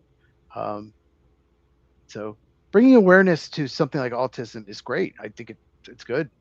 But yeah, it can get out of hand, and I don't want advertisers at all over someone's uniform. I got the DuPont patch here. I got the Hardee's patch here. I got this, I got whatever. Yeah, I Arby's. don't want big Yeah, it's a Hardee's. good place to eat. Arby's. You like Arby's? I do like Arby's. Cheese doesn't eat fast food. Okay, And whatever. Cheese talks in the third person now, apparently. All right, Ricky. Cheese likes to stay home and cook. He doesn't like fast food. He doesn't like to eat out. Occasionally Okay. Mexican. I like Mexican food. All right, that's fine. That's Especially fine. chicken. Especially chicken. Look out. Cheese It's likes like chicken. yes. Okay. Now we're gonna do a spot here. Oh man, I don't have it ready. Hang on. I gotta do some clicking here real fast. Mike is unprepared. He is. While I'm getting this, sir, tell us about your site Where can people go? All that kind of stuff, bud. You go to YouTube and you type in football with cheese, CHEEZ. I cover all 32 teams on my channel. Big emphasis on the NFL draft. I got prospect rankings coming. Yeah, a little behind this year. I was trying to do stuff different, having more graphics and all of that, doing it myself. So it slowed me down a bit, but yeah, make sure you go there.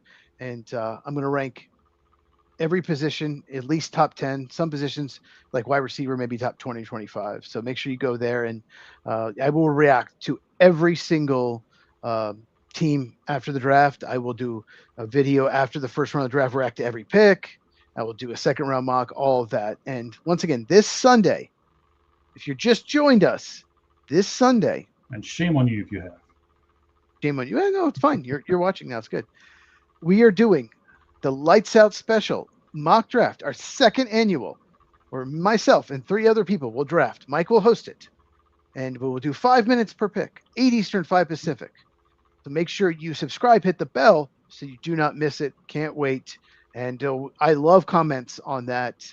I want someone to convince me to change my mind, because pretty much every team I know who I'm probably taking right now, but maybe you can change my mind. All right, so we're going to do a segment in each of our baseball for at least the next few weeks. And here's what it is. Batting cleanup brought to you by Forward Fan. Forward Fan is a site that lets fans lock in World Series or Super Bowl ticket prices right now.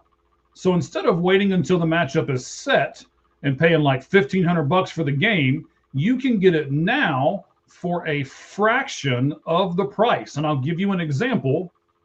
If you go to Forward Fan right now, forwardfan.com, they have Pittsburgh Pirates. If the Pittsburgh Pirates go to the World Series, instead of paying $1,500 for it, today you can pay $50. And you get to pick your team. You get to pick what game, whether it's home or away. There's all kinds of stuff you can do now with Forward Fan. Now, I do have to say this. If you do it and the Pirates don't make the playoffs, then you don't get your money back. But that's the whole point behind it. Lock your tickets in early if you have that much. If you're a great fan and you're like, you know what, I think we can make it, then go ahead and go to forwardfan.com right now and lock in those ticket prices. What you can do is we have got a spot for you to be able to go to. I'll put it up here after the show. We'll put it on our X account.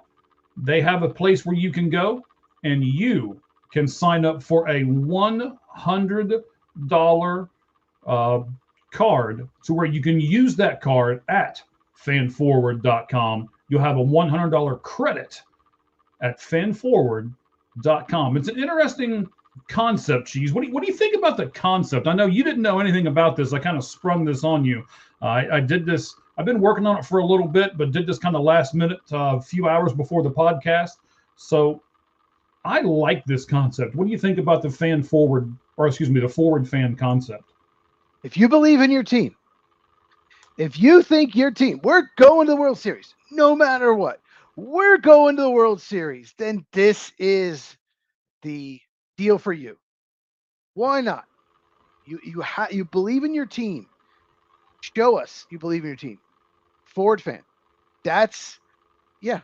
What a bargain. If your team does make it, it's a huge bargain. So show us you believe in your team and go to Forward Fan.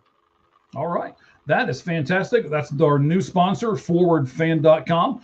We can't wait to put that up. It'll be on our X account at All Gloves Off SM right after the show, along with Cheese's breakdown of Jeremiah Love, where he can basically find no flaws with him, just a couple minor things. But tune in and find out what he says exactly about Jeremiah Love. All right, buddy. So we have gone through the football. We have gone through the baseball. We are now ready to do this hitting cleanup brought to you by Forward Fan. Sir, it's somebody's birthday today who played for both the Cubs and the Braves. Tell us who that person is, since you probably know them better than I do. I don't know. Have any of you guys heard of Greg Maddux? Did he Who? Greg Maddux? Did he pitch? Was he okay? Was he decent? Yeah, pretty good. Pretty good. Yeah. Yeah, it's Greg Maddox's birthday. He was when I was a little kid, he was the pitcher of the Braves. I always, if he was pitching, I would make sure if I was playing with my friends outside, oh, he's pitching that Sunday day game, I have to go and watch him. Like, because I remember the year he had a 1.54, 1.56 ERA. Like, you just, Maddox is pitching, go. I went to many Braves games growing up, and if Maddox was pitching, I want to go to the game. Like, I think I've been to, 8 to 10 Braves games. I think half of them he pitched. He was the starting pitcher because that's the game you want to go to. So, yeah, very, very great memories of Greg Maddux as a kid. Yes. Now let me throw this out there. Again, this is brought to us by Forward Fan. So if you go to forwardfan.com/all gloves off giveaway. So it's all -gloves -off -giveaway. I know it's a lot. Let me do it for you again. Forwardfan.com. Do the / and then it's all gloves off giveaway, and it has dashes in between each one of those words. So if you go there, you can sign up right now and be able to be in the drawing for that $100 Forward Fan credit. Yes, here. So do you know how old Greg Maddux is, Cheese? Oh man. He's got to be late 50s. He is 60 years old today. 60. Okay. Mm-hmm. And then he is doing, if you go to his X account, I was trying to pull it up here real fast. I've got a couple other things that I had pulled up that I was going to get to here in just a second. Excuse me. I'll get it to you here in just a minute, but he is matching, I think it's autism, up to $60,000. So if you go to his X account right now, click on the link that he has there at the very top. It's pinned to the top of his X account, and you donate to that charity. He will match it up to $60,000 because he is 60 years old today. So if that's something that you want to do, please go ahead and do it. You will not be sad that you did so, I am sure. So Greg Maddux is 60 years old, and he's doing, in typical Greg Maddux fashion, he's doing something for somebody else with his 60th birthday. The second thing we're going to look at in hitting cleanup today, brought to you by Forward Fan, the Brewers are 8-7. They're third place in the National League Central, at least before games started today. They may have lost and dropped down or something like that, but at least as of yesterday, they were third place in the National League Central. Cheese, how many games have they played against teams over 500 so far in Major League Baseball? Are you asking me to guess? Well, you should know the answer because I threw this question at you already. You can just tell us how many games, sir? Oh, am I supposed to read the notes? Okay. Yeah, you're supposed to read the notes. Well, I know they started with the White Sox and won all three, and their fans online were like, we had scored 29 runs in 3 games. We're amazing. It's like you played the White Sox. They're like a AAA team. I don't think they played a single team that has a winning record. Or am I incorrect? No, you are not incorrect. They have played 15 games because they're 8-7. My math is carry them one. Yes, 15 games. Third place in the National League Central, and played 0 games against a team over 500 so far in MLB. And they're in extra innings against the Blue Jays right now, 6-6 in the 10th. And the Blue Jays are not above 500 either. So. No. Vladimir Guerrero just doubled 7-6. He's on my fantasy team, Mike. Well, that's good because you traded away one guy who's killing it right at the moment. It was the biggest trade ever in our league. I traded Aaron Judge in the trade, but got Bobby Witt and Vladimir Guerrero Jr. back. Buxton was also going to him, but I got Bobby Witt and Vladimir Guerrero Jr. That was the big for me. It was like 3-for-3 swap. But anyway, yes, Blue Jays take the lead. Go Blue Jays. Our friends in Toronto. Fries is probably not watching, but he's a big Blue Jay fan. My friend Fries. We all have food nicknames apparently. I guess. Well, yeah, it's Cheese and Fries, and you got Nacho and Libre and everybody else probably. Great movie. Love Nacho Libre. Great movie. Oh, yes. So our third thing in hitting cleanup, brought to you by Forward Fan, the San Francisco Giants have an overall record of 6-10.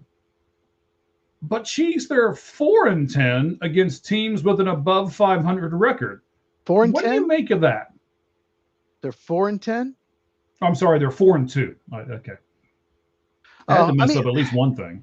Okay, so 6-10, but 4-2 against good teams. Yeah, I mean, it's early. Sometimes it's circumstantial. I think the Giants are going to be better than this. They've gone off to a really bad start. But that's a weird stat. So they're 2-8 against teams with below 500.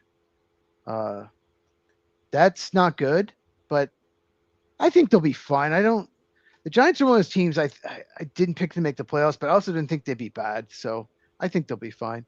Hey, William, what's up? Yeah, we were running late too, William. So it must be a thing for the day. No, hey, you're forgiven, man. Hey, William, make sure you come out to our draft. I'm pretty sure he's a Steelers fan. William, correct if I'm wrong. Make sure you come out this Sunday, 8 Eastern, 5 Pacific, for our mock draft show. It's so much fun. I can't wait. Yeah. You give me just a minute, and we'll do the fourth and final person who is going to be on this list for our special draftees, besides Chiefs, of course. William, if you are a Steelers fan, I think he is. Yeah, he is. I picked for the Steelers this year. I have their pick. I have the AFC North. So, yeah, let me know. You can message me on my channel, too, because he's a regular on my channel. Love it. You can message me. Let me know who you really, really want me to draft. Because I think the Steelers could go a number of ways. So, William, here's my question for you. We are going to do our lights out list here in just a moment of the teams who should go back in the draft, who should trade down in the draft. Mm-hmm. Do you think the Steelers are one of those teams? And is the pick that the Steelers have worth enough to somebody for them to actually be able to trade back? We'll talk about that here in just a few moments. So, yes, and William, put it up there, buddy. We know you're a frequent chatter, I guess is what we're going to call you, because you're on the chat and you do this a lot. So we appreciate that.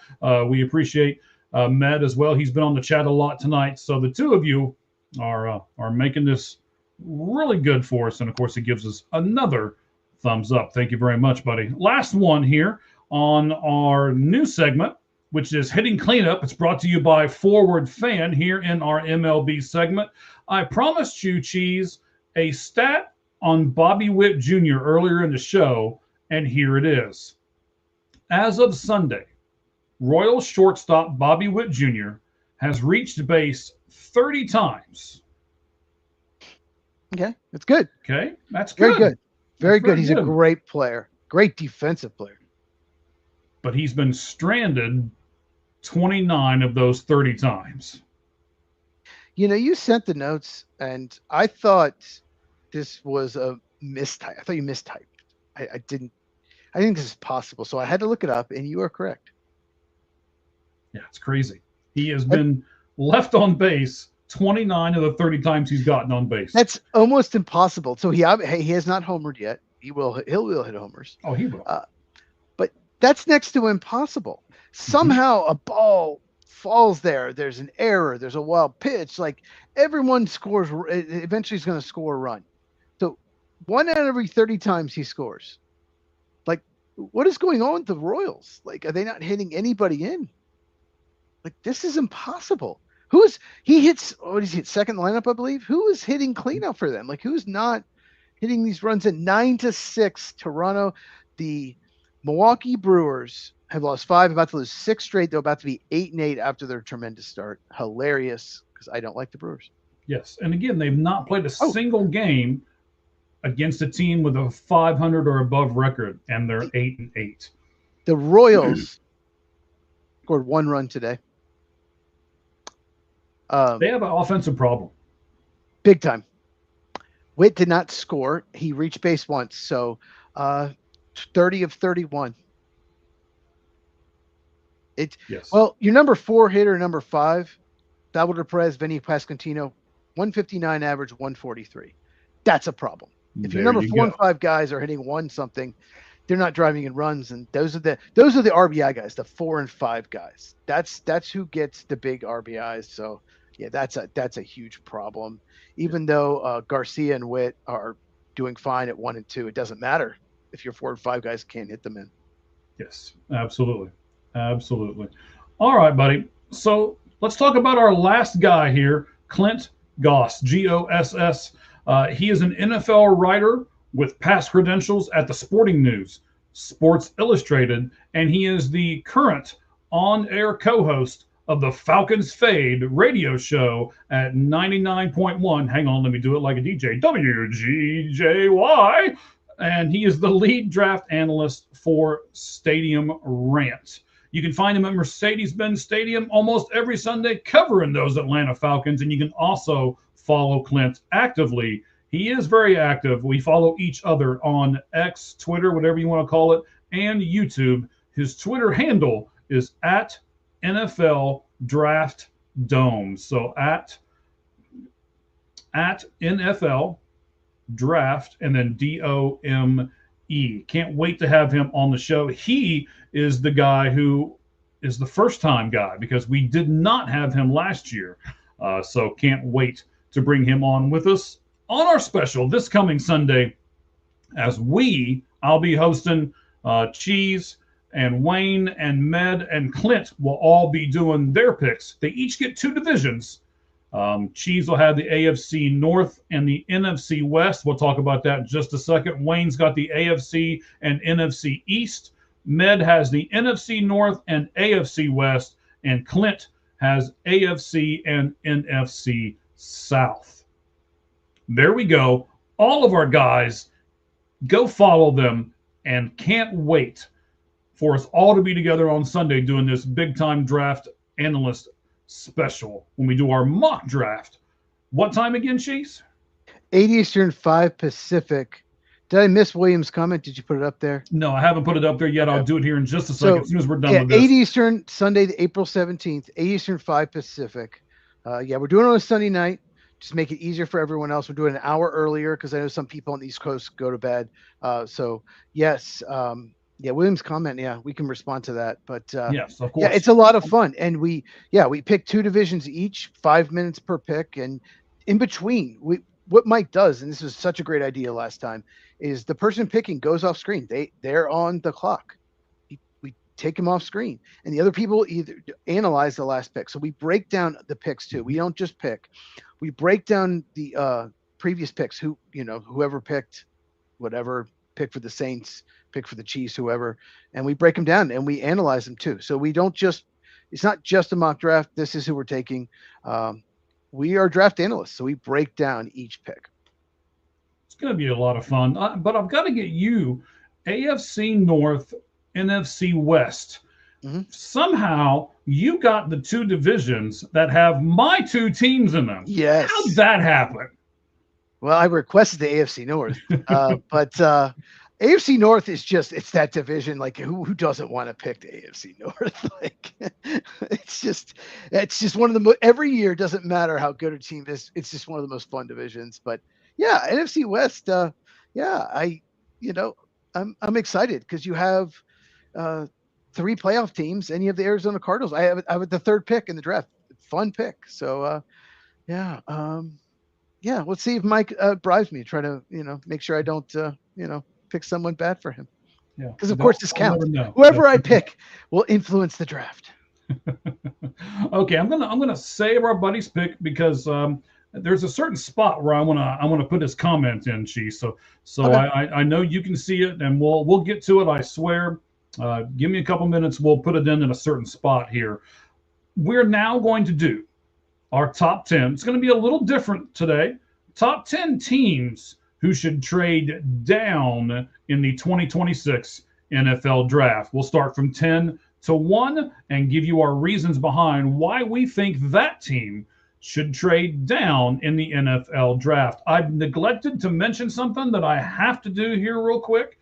Greg Maddox's birthday was today, but it's also someone else's birthday, friend of the show, Mr. First Down. Happy birthday to you, buddy. I saw where it's your birthday today as well. Mr. First Down. Okay, cool. All right. Cheese, you want to go first, or you want me to go first here on this lights out list? Our top 10 teams who should trade down in the 2026 NFL draft. Go ahead. All right. I will. Thank you very much for giving me permission, sir.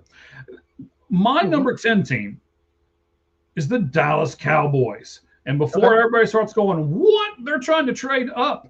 Exactly. And what I'm saying to you is, if they can't trade up, why not combine those first 2-round picks and then get a higher pick in next year's draft, where they won't have this conundrum to where they're trying to get higher and higher and higher. So number 10 for me, I think it makes at least a little bit of sense, the Dallas Cowboys at number 10.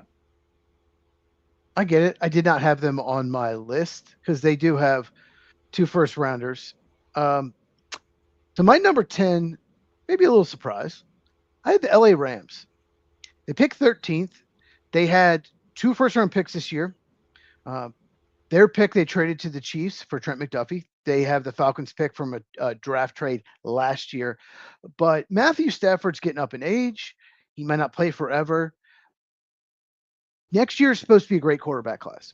So why not move down, especially if the player they really want is not available. Move down from 13, get a pick next year. You might need to move up because they're going to be very good. They're one of the best teams in the NFL. So why not move up, get a pick next year because you might need to move up for a quarterback. So I'll say LA Rams at 10. Okay. And to be honest, I struggled with either the Rams or the Cowboys at 10. I decided to go with the Cowboys instead of the Rams. So they're not on my list, but I did really sit and think about them when I was doing this list. So Dallas was number 10 for me. Number 9, my Cincinnati Bengals. Okay. They need defensive help. And this draft has a ton of it. Just ask Cheese, he'll tell you. Mm-hmm. Let's say they trade with Kansas City. And now Kansas City all of a sudden has picks 9 and 10. And then Cincinnati gets picks 29 and 40 from them. Just saying, throwing that out there. If you do that, Cincinnati, you can get a bunch of defensive help, which is exactly what you need. Instead of going after one big playmaker at 10, go after 3 or 4 good playmakers that can really make a difference in your defense. Cheese, who's your number 9? So I'll say this. That trade would favor. I want a 4th rounder as well. I would take 29-40, but I need, let's see. I want pick. It's pretty close, but do the Chiefs even have a 4th round pick? I don't think so. I was doing other stuff. Okay, maybe a 3rd rounder next year. I would need 29-40, but I would also need a 3rd rounder next year or a 4th rounder this year. I think that trade does favor the Chiefs to move up from all the way from 29 to 10, dropping off to 19. That's pretty significant, but I would have no trouble doing it if they got, say, like a 3rd rounder next year too. Kansas City does have a 4th round pick, by the way. It is pick number 109 in the 4th round. 109, yes. Okay, that's perfect. So I would take 29-40 and 109. I would take that, but I wouldn't just do 29-40. But that's really interesting. There's always one team that tries to move up, maybe multiple move up. The Rams last year tried to move up to either Tedder McMillan or Cortland Sutton or Cortland. What's his name? Tight end for the Bears. Colston Loveland, Cortland There you Sutton, go. wide receiver. I thought it was Loveland, but you were saying I was like, wait. No, Colston. Half the reports say it was McMillan, half say it was Colston Loveland. So who knows? I thought it might have been Loveland, but the Rams tried. And there's a video out there of the Panthers from their aspect on the trade, and they wanted Tedero McMillan, and they would only take it if they got blown away. And they made the Rams an offer that would have been very favorable to him, and the Rams turned it down. So instead, the Rams traded out, and that's why they have the 13th pick still. Okay. My number 9 is Tennessee Titans. The good news with the Titans is they probably have their future quarterback. You never know, but they have their franchise quarterback, or they'd be higher on this list, but they still need a lot. They're picking for, it's going to be a really tough pick to trade. I don't think anyone really wants the 4th pick, so I don't think they'll trade. but they still need a lot, especially on defense. So yeah, Tennessee Titans 9. Okay, so we will talk about the Tennessee Titans on my list, but it will be a little bit higher. So we'll talk about them, as you like to say, later. Okay. Sorry, I got the coughing thing going on again. I Okay. wanted to make sure I didn't do that in the microphone this time. So bad podcasting, bad, It's your bad go-to. podcasting. It's your go-to. Dallas, Cincinnati, my number 8. The New York Jets, especially if they can trade with Dallas. It seems like Dallas likes multiple players in this top 10. And I think because of that, you can get Dallas to overpay for that number 2 pick. And hey, if the Jets can do that, it's not like they don't have a whole bunch of holes on that team. So I like the Jets trading down with the Dallas Cowboys or someone similar to them. And then I think that would be great for the Jets overall. So the Jets are my number 8 team that should trade down in the 2026 NFL draft. As soon as you said Jets, your dog started barking. He does not like the Jets. He He's like, does "No." not. He does not. It's like, no. So I didn't include the Jets on this list because I think they have, okay, so they have 4 of the first 44 picks in this draft, 2 first rounders. They picked 2 and 16. They also have 3 first rounders next year. And I think they have 2 seconds. So they are Are you saying they loaded have with. enough draft capital, sir? I think they would move down, but they don't necessarily need to. And if I'm them, I'm just taking Arvell Reese. I've just taken him at 2, and then at 16, whatever if there's a guard or wide receiver, that's what I'm doing. Those are huge needs for them. But yeah, I think for the right trade, they would move back. Let's see. My number 8 is the Pittsburgh Steelers. So their quarterback situation. It's Aaron Rodgers or here we go. Steelers have to find a quarterback. Yeah, they do. And I get it, William.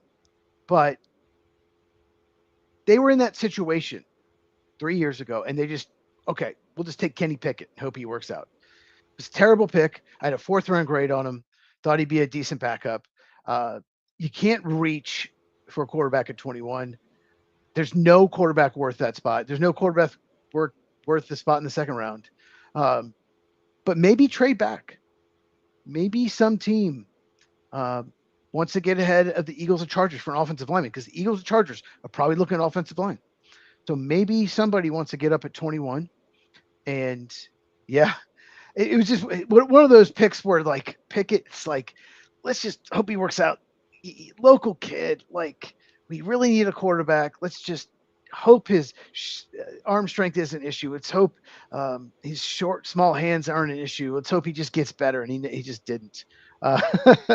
So I think the Steelers probably will sit there. But they have 2 huge holes, in my opinion. And that's a weapon on offense that can get yards after catch and a left tackle. So not a great left tackle draft, but if they don't move down, they could address one of those 2 spots.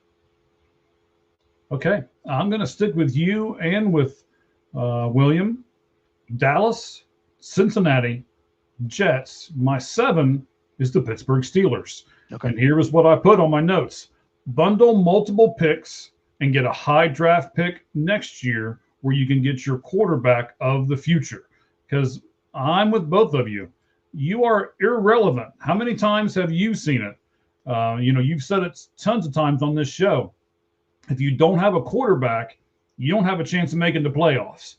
So they need to go get one. We have no idea what's going on with Aaron Rodgers. And I don't even know if they do get Aaron Rodgers, if they're going to do anything. Now, they do have Howard, who they picked up last year in the draft. But I mean, as much as I want to say my Ohio State guy is going to be great, I don't have a lot of faith in that. So you don't believe in Mason Howard Rudolph? You don't believe in Mason Rudolph? Who? Mason Rudolph. Is he the red-nosed reindeer? Or he was their backup quarterback last year. He's still their quarterback on the roster. Mason Rudolph. And then apparently not. William. No, I read a report that they were hoping to hear by mid-February with Rodgers, and they haven't heard anything.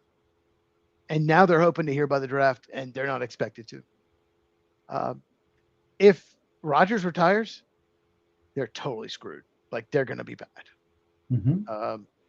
But once again, don't reach for Kenny Pickett made absolutely no sense. There were most people were mocking Malik Willis there. And even though that would have been a bad pick, that would have made more sense because he at least has first round tools, talent. Kenny Pickett never had the arm. He never had the accuracy. He just didn't like he did all, he did the most what he could in college with the tools he had. He was 24 years old. He played like 5 years and improved each year, but he was always like a backup. And they were just hoping maybe. And in 17 starts, he threw more than one touchdown one time in his career. Terrible. That's just like, I mean, there are bad quarterbacks that do more than that. It was just a bad pick. And yeah, I think Pittsburgh, since Big Ben, it's been, let's just hang on there and hope we find like this quarterback is decent. Like they don't they really either should, I don't know. Maybe a couple years ago they probably should have just roll with a terrible quarterback and stink for a few years, but they didn't want to. It's the Steelers. We are always good. So they didn't want to We're do always 500. That's what the Steelers are. That's what's become. They make the playoffs every year. Just, Mm-hmm. Yeah. But the Steelers, since both of us picked them at this point, the Steelers have the 21st overall pick. Is that even tempting for anybody to come up to the 21st pick and try to get it? It depends. I don't know how the draft's going to fall. I don't know. Honestly, I think they picked that last year. Probably not. Probably not a sexy pick, but you never know. Someone could fall there at a position that the Steelers do not need, and they get this great offer. So you never know. And, I read draft stories. I read a lot of Packer stuff, and there are times where the Packers really want to move out. Years past when Ted Thompson's GM. And there was a guy, his name is Andrew Brandt, used to work for the Packers. He was their salary cap guy. He said, there are times where 8 or 9 teams call us. We usually don't make a trade because they don't offer enough. And there are times where no one calls us. The other 31 teams, no one. No one wants to move up. And that might be, who knows? We don't know. But so it just depends if someone falls there. So they've got 21 in the first round, 53 is their pick in the second round. If they package those two picks together, can they get a top 10 next year? What do you mean package them together? If they give somebody both those picks, the 53rd and the 21st. No, well, they wouldn't give up both those picks. So what would happen was they would move back somewhere in the second round, and the team would give up their first rounder next year. So, for example, when the Rams, they had okay, let me look up. Rams, they were picking in the 20s, and they moved back into the middle of the second round. But you really think just those two picks are going to get them a really good pick next year? So here's the trade. So the Falcons really wanted James Pierce Jr., who's, may never play football again because he gets arrested. But the Falcons really wanted James Pierce Jr. The Rams picked 26. They moved back to 46, got a 7th rounder and a 1st rounder next year. So the Steelers would probably, what they would do is move back into the late 30s to mid 40s and request a first next year and maybe another late round pick. So, for example, maybe the Texans, even though they have 28, they have 38. They have Washington's pick. Maybe there's a player they love at 21, and they say you can have our first runner next year. Even though the Texans probably going to make the playoffs, we'll see. Depends on C.J. Stroud. I could see the Steelers making that move if there's no one they absolutely love on the board. And like I said, there are teams. What they do is they work out. Every team in the first round talks to teams throughout the week. Mm-hmm. Okay, what would the compensation be to move up? Oh, you have the 21st pick. I have 26, or I have 30. What are you looking at? And they already kind of have a blueprint. It's not finalized, but you kind of know what they're thinking. And there might be a team that talks to 5 or 6 teams. Oh yeah, I definitely want to move out. Oh, and they decide, okay, we'll take one of these two for sure. And then someone they don't expect, maybe the 8th best player on your board is there at 21. Then you just take them. Sorry, and your phone's ringing like crazy. Yeah, not gonna do it. There's nothing you could offer me. Click. So it really just depends how the board falls. And every year there's someone that falls longer than no one expects. Like for whatever, not just because of injury, not just because of character, just for whatever reason, other teams for need, reach for need or whatever, someone slips through the cracks. And it's just like, holy crap, we have to make this pick. We have to take this guy. Yeah, I think this is a really interesting part of it too. And this was, this is why I can't wait to do this draft thing on Sunday. So, between you and Wayne and Med and Clint, you guys are going to be great as far as picking those divisions. And I'm just going to sit back and watch. And I'm going to, for the rest of this week, I'm concentrating on this draft and I'm doing a bunch of notes. And we're gonna do some really neat stuff, I think, here as everything kind of shakes out. So I gave you my picks. Well, real quick, I got a great example from last year. Sure, go ahead. The Super Bowl champion Seahawks didn't really need a safety, but Nick Emmanwori, expected to be a top 20 pick on some people's boards, fell to the 35th pick. Actually, they moved up. They moved up to the early second round to take him. He was terrific this season as a rookie, very instrumental, very good in the playoffs. He fell and the Seahawks moved up to get him. Like some guys, I don't know why he fell. It still makes no sense, but sometimes guys just fall through the cracks. So the Super Bowl champion Seahawks saw that and they got him. And they won it all.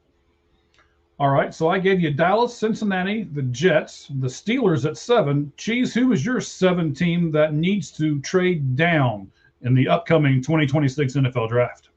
This team needs a lot. I would have had them higher, but they at least think they have their franchise quarterback. That's the New York Giants. They need a lot.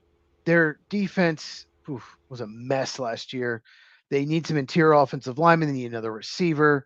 New York Giants, they need a lot. So I could see them trading down. I think it's going to be tough from 5, but the rumor is they're not even hiding it. Like, call us. We want to move down. So yeah, if they needed a quarterback, I would probably have them higher on this list, but number 7 Giants. Yeah, I'm with you here, except they're my number 6. So New York Giants for me, number 6. I said deep receiver class, deep defensive line class, deep corner class. So trade down, get several of those picks, and get 2 or 3 of those guys because that's what they need: receiver, defensive line, and corner. So I would say get out of linebacker. That. They need off-ball linebacker too. Yeah. Well, that's the off-ball linebacker is probably going to go away if they go down. I would suspect, but I mean, but they could draft Sonny Styles. I mean, I would actually love that for them. He's not getting past Arizona at 3. Daggone you, stop that. He might not get past the Titans at 4 if he falls that far. Who knows? Mm-hmm. He's a tough one to predict. There are people that have him 2. There are people that have him 12. If you look at mocks, he's somewhere between 2 and 12, but and everything in between. It's because of the position, though, right? Not the talent. It's right. The position. It's the position. Yes. There's some people think that Jets may take him, and there's some people think he'll follow the Cowboys. No way Jerry Jones passes on him. There's no way. All right. So what my number 6 is. What's your number 6, Cheese? My number 6 is, it'd be helpful if I pull my list up. Here we go. Is the New Orleans Saints. Once again, Tyler Shuck. At least they think they have their quarterback. We'll see. I would have them higher. They need a lot. So they need to move back. They're at 8. 8? I don't know. That's a tricky spot. I feel like, they can move out because there's like 10, 11 guys, but there's some people think there's 4 or 5 top 15 type talents, and then everyone else is more like a late first round. Like, it's just not a strong top 15. So I'm not sure if they're going to be able to move out, but the Saints, they need a lot. So Saints is a number 6. All right. More on the Saints later in my draft here, but giving you my number 5 pick, we're going to get into these top 5. Mr. First Down, I go with the Tennessee Titans. I know that the temptation is to get Love or Lemon here, but trade down. And I heard you say it earlier on one of your shows that you do over on your channel. Get a great young offensive line with several picks and have them for the next 4, 5, depending on if you pick up the options and stuff like that, years. Don't pay them a ton, and then go get your running back a year or 2 away from now. Yeah, absolutely. That was my Jeremiah Love breakdown. A lot of people are mocking him, the Titans and Giants, and it's like they don't have good run blocking offensive lines. We saw what happened with the Raiders last year. It was a disaster. Ashton Gianti is such a talent. I still think he's going to be amazing, but they did not have the offensive line to block for him. So it looks like a bad pick right now. So I just feel like you need to improve the offensive line. It's just not a great run block. Titans, it's not a great run blocking offensive line. And yeah, our friend Mr. First Down would, I'm sure he would agree with us. Okay. Who's So- your so five, far- sir? Huh? Who's your five? Number 10, Rams. Number 9, Titans. Number 8, Steelers. 7, Giants. 6, Saints. Number 5, I got the Buffalo Bills. Hmm. So they traded their second round pick for DJ Moore. So they do not have it. And the Bills, just they have a ton of needs because Brendan Beane's such a terrible GM. He just their draft last year was defense, and more defense. It looked great. Their first, 4 picks all liked, pretty good values, and they didn't get much out of that class at all. And they have a hole in the offensive line. They need another receiver still. They have lots of needs on defense. So I'd like to see the Bills without a second round pick move down. In fact, my mock draft Monday, where I did 8 realistic trades, make sure you check it out at Football with Cheese on my YouTube channel. I had them moving down twice actually in that draft, including moving out of the first round. So yeah, the Bills, even though they make the playoffs every year, even though they have Josh Allen, they need a lot. All right. Well, the Bills will be picked by Wayne because he's got the AFC and NFC East. So he'll have that task for the Bills there in that first round once we do our show this coming Sunday. So Dallas, Cincinnati, Jets, Steelers, Giants, Titans. Number 4, I forgot I was writing this in reverse, or we were going to do it in reverse. My notes say for both reasons above, which is other teams that I've got above them. So the Browns basically, they need everything. Why would you, even if Carnell Tate is there at number 4, which is the guy, I guess, that if Number I'm 6. the Browns. Number 6, yeah. Do they pick at 6? They pick 6. Titans pick at 4. You're correct. I apologize. They're my 4th team, but yes, you're right. They pick at number 6. The Titans pick at 4. Cleveland picks at 6. Thank you for correcting me. They still need everything. And if Carnell Tate is there, I think that temptation is going to be to get the Ohio State receiver. But I think you need to trade down and get multiple picks because you just have so many holes. I don't know if Carnell Tate gets you 2 more wins in a season. So trade down, get yourself some more players, and try to get some more wins this upcoming season. Cheese, who's your 4th team? My 4th team. Oh, more, by the way, Browns, more on them later. Okay. My number 4 team is the Arizona Cardinals. Your Arizona Cardinals. 3rd pick, like I said with the Titans, probably a tough pick to trade. I just don't know. The only player I think someone might go up to get is Arvell Reese, but then at the same time, wouldn't you just draft Arvell Reese? Because they could really use defensive playmaker Arizona. But yeah, I'd love to see them. And you watch the mock draft Monday, the video Arizona? Yes. I had them moving down to 12, moving back up to 6. You did History the Monty repeats Ossenfort itself. thing. Yes. Yes, it was fun to do. I was like, this is perfect. And I had moving up with the Browns, who you just had moving back. I think everyone pretty much between 2 and 7 probably wants to move back and get more picks. And for 2 reasons. One, next year's draft is better. You can get a future pick. And another reason is the 3rd and 4th rounds should be really good in this draft. It doesn't have a lot of good first round picks. It's weak at the top. It's a decent second round, but there might be 50 or 60 3rd round talents. There might be 50 or 60 4th round talents. Like, you're going to get someone in the 4th round that's a 3rd round talent. There's a lot of solid starters in this draft. Okay. There's a lot of, there are some drafts, by the time it's pick 74, you have backups, and you're going to find starters in the 4th round in this draft. So that's why they want to move back. So yeah, Arizona is number 4.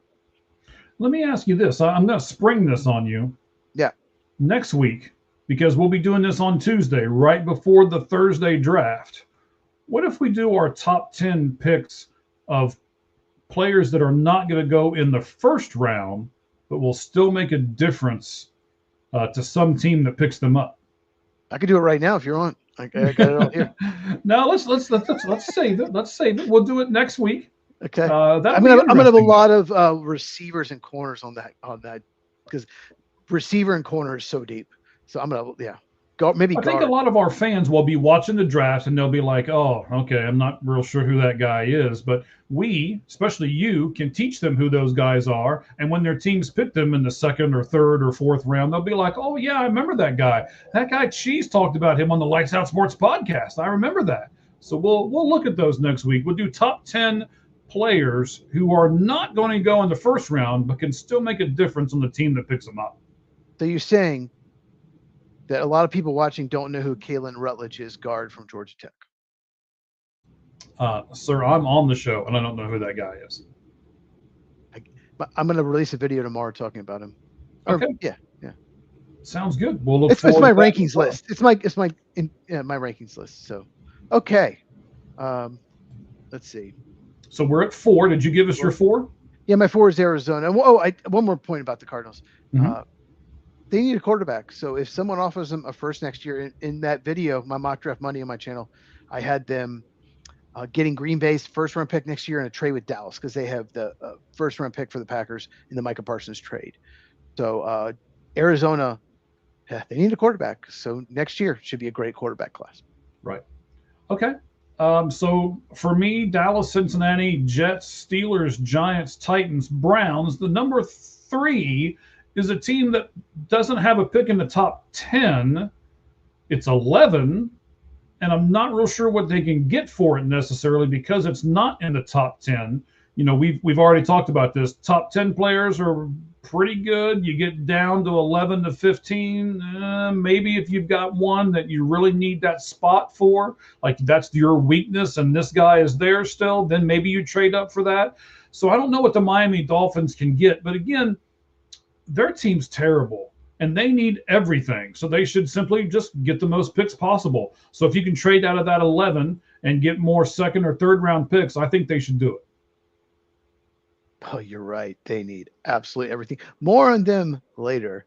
I completely agree with you, and that's why I have them even higher. My number 3, you already talked about Cleveland Browns, another team. Andrew Berry's just such a bad GM. It's a bad roster. He's never really had a good draft until this past year, and it wasn't a great draft, and I guess he gets knocked a little for taking a quarterback around 3 and 5 that both weren't very good. But I mean, I guess it's quarterback worth a shot, but he got some good running backs. He got a good tight end. Carson Schwarzenegger, rookie of the year. Mason Graham, 5th overall. So he finally had a good draft. Maybe he can build on that. But the Browns need so much. They're going to be terrible again next year. Their quarterback room is complete garbage. They need a left tackle. They need 2 or 3 wide receivers. They need corner help. They need an off-ball linebacker. They need an edge rusher opposite Myles Garrett. Should I keep going? No, you don't need to, sir. I think you've made your point. Okay. Number 3, Cleveland Browns. All right, buddy. So my number 3 was the Dolphins. My number 2, when you have a quarterback that his name is what you do to corn, you probably don't want that quarterback. And he's not very good. You hate him. I do. You knocked him the other day. You hate him. I know who you're talking about. I know exactly what Yes. you're picking. You know, for those of you who have ever, picked corn from a garden like I used to as a kid all the time, then you had to bring it into the house and you had to, put it over top of the trash can and pull everything apart. That's called shucking the corn. So when you got a Tyler Shuck, you should probably trade down in the draft and try to get another quarterback next year, which you have already said it's a quarterback-rich draft, or so we think it's going to be. We kind of thought this year was going to be one too, but the guy from North Carolina fell off, and what was the other one? Clemson, Stanford, South Carolina, Lenore Sellers, Arch Manning came back. Yeah. Yes. Yeah. All these Drew guys kind of Aller fell and off. Drew Aller and Nussmeier were all really disappointing. Mhm. Yeah. Carson Beck was disaster in the clutch. Yeah, it ended up being a terrible quarterback class. And what if Mendoza doesn't have a breakout year? What if he doesn't? What if, it would have been one of the worst. It would have been like the Kenny Pickett, Malik Willis here. Oh man, you don't like Kenny Pickett very well, do you? I mean, He's not very good. I loved him fine. I had a 4th round grade on him. If he took him in the 4th round, I would have said good pick. He can be a good backup. I feel bad for him that he was taken the first round. And so he'll always look like a player that sucks because it matters where you're drafted. It matters. The difference between being drafted in the first round versus like the third or fourth, you can be league average. You can be okay player. And people are like, okay, decent pick. If you're drafted in the first round, you better be great. You better be very good because that's what teams expect. So when the Patriots take Cole Strange, guard, UT Chattanooga in the first round, when everyone had him as a fourth or fifth round prospect, and he is just league average. That's what he is. He might be slightly below league average. He's on the Chargers. He will go down as one of the worst first round picks ever. Maybe the worst first round pick Bill Belichick's ever had. And I feel bad for him. He should never have been picked there. Bill Belichick made the dumbest pick. And so it matters where you're drafted. His girlfriend told him to do it. So did she get out of biology, freshman year biology first? I don't know. Maybe. Okay. All right. He probably helped her with that in exchange for making the picks.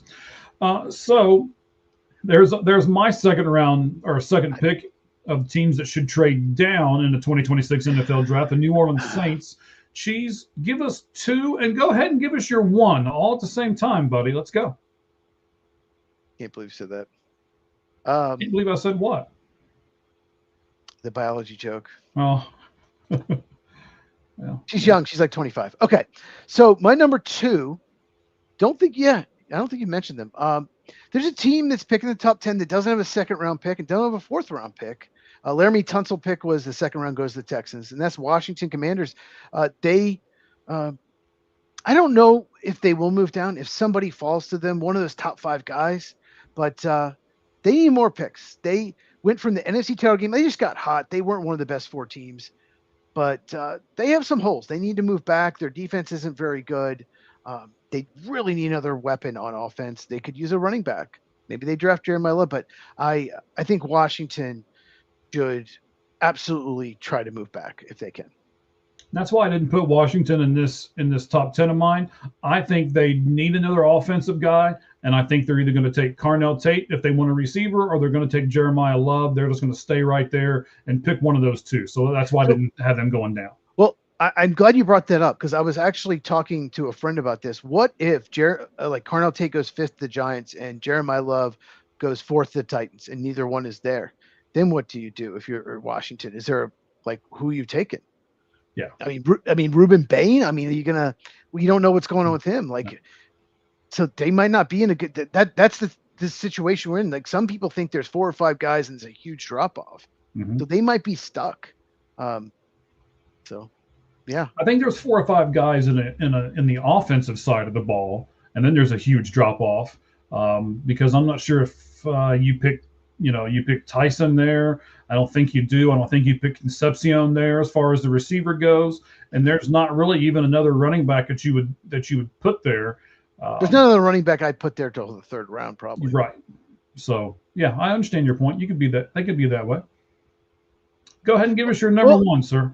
That's why I wanted to trade down. Washington has 4 or 5 huge needs, and they were exposed last year. They overachieved 2024. They underachieved last year. They're somewhere in between, but their weaknesses got exposed. And so I'd like to see them trade down because they don't have a second round pick. But they're not complaining. They got Laramie Tunsil.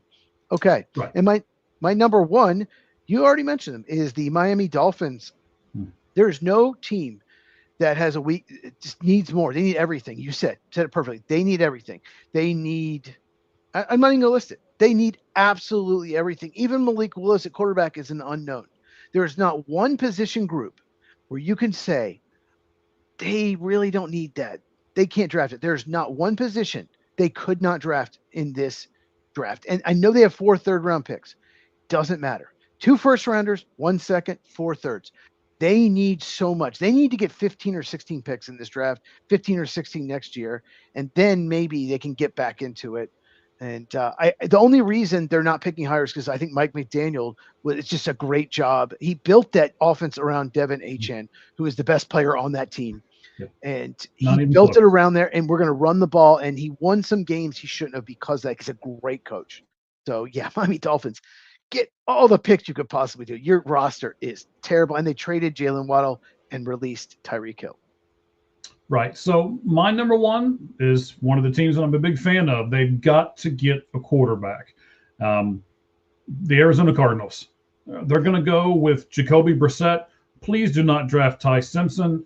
Um, I'm Well, scared to they're- death well, they're going to in like the second or third round. Well, what about pick 65? Would you be okay with that? No, You wouldn't even be okay with that. no. Okay. But it's better than taking him in the second, though. But okay. True.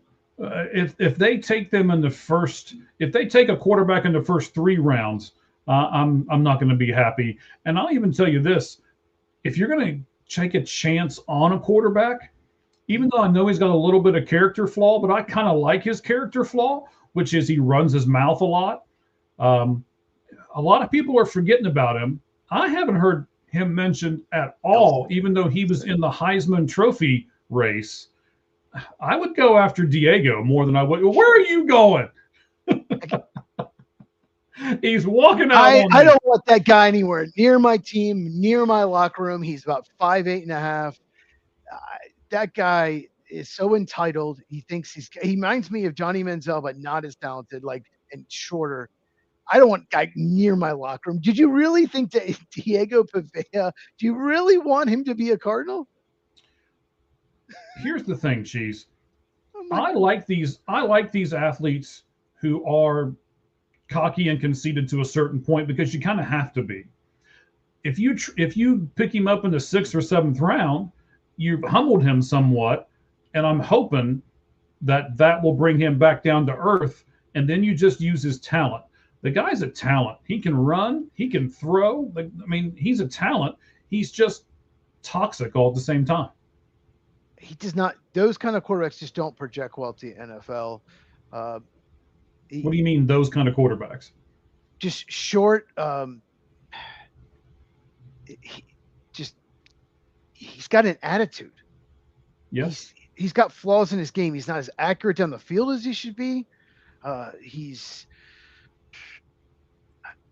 don't think he's a leader. I don't like the way he handled losing the Heisman. And no one thought he had a chance to win. I guess he thought he did. Just the way just his attitude. There's a reason why he was like a 5th or 6th round pick, maybe even 4th. And then now no one has a draftable grade on it. None. There is a reason. And it's this. But even so, like 5'8.5", he's not like those quarterbacks just don't make it. Doug Flutie was like that height. Like he had to go to Canada. Eventually came back a little, but it still wasn't like. Yeah, it's not like he's not Russell Wilson. He's not Kyler Murray. He's not. He doesn't have their arm. He doesn't have their accuracy. He just doesn't have their mentality. He's not that guy. And even if he had this great attitude, high character, he would be a late round pick. I get what you're saying, but I completely disagree. I'm not big on him at all. Okay, you're allowed to disagree. It's okay. But let's go back to Ty Simpson a second here. Okay. Sure.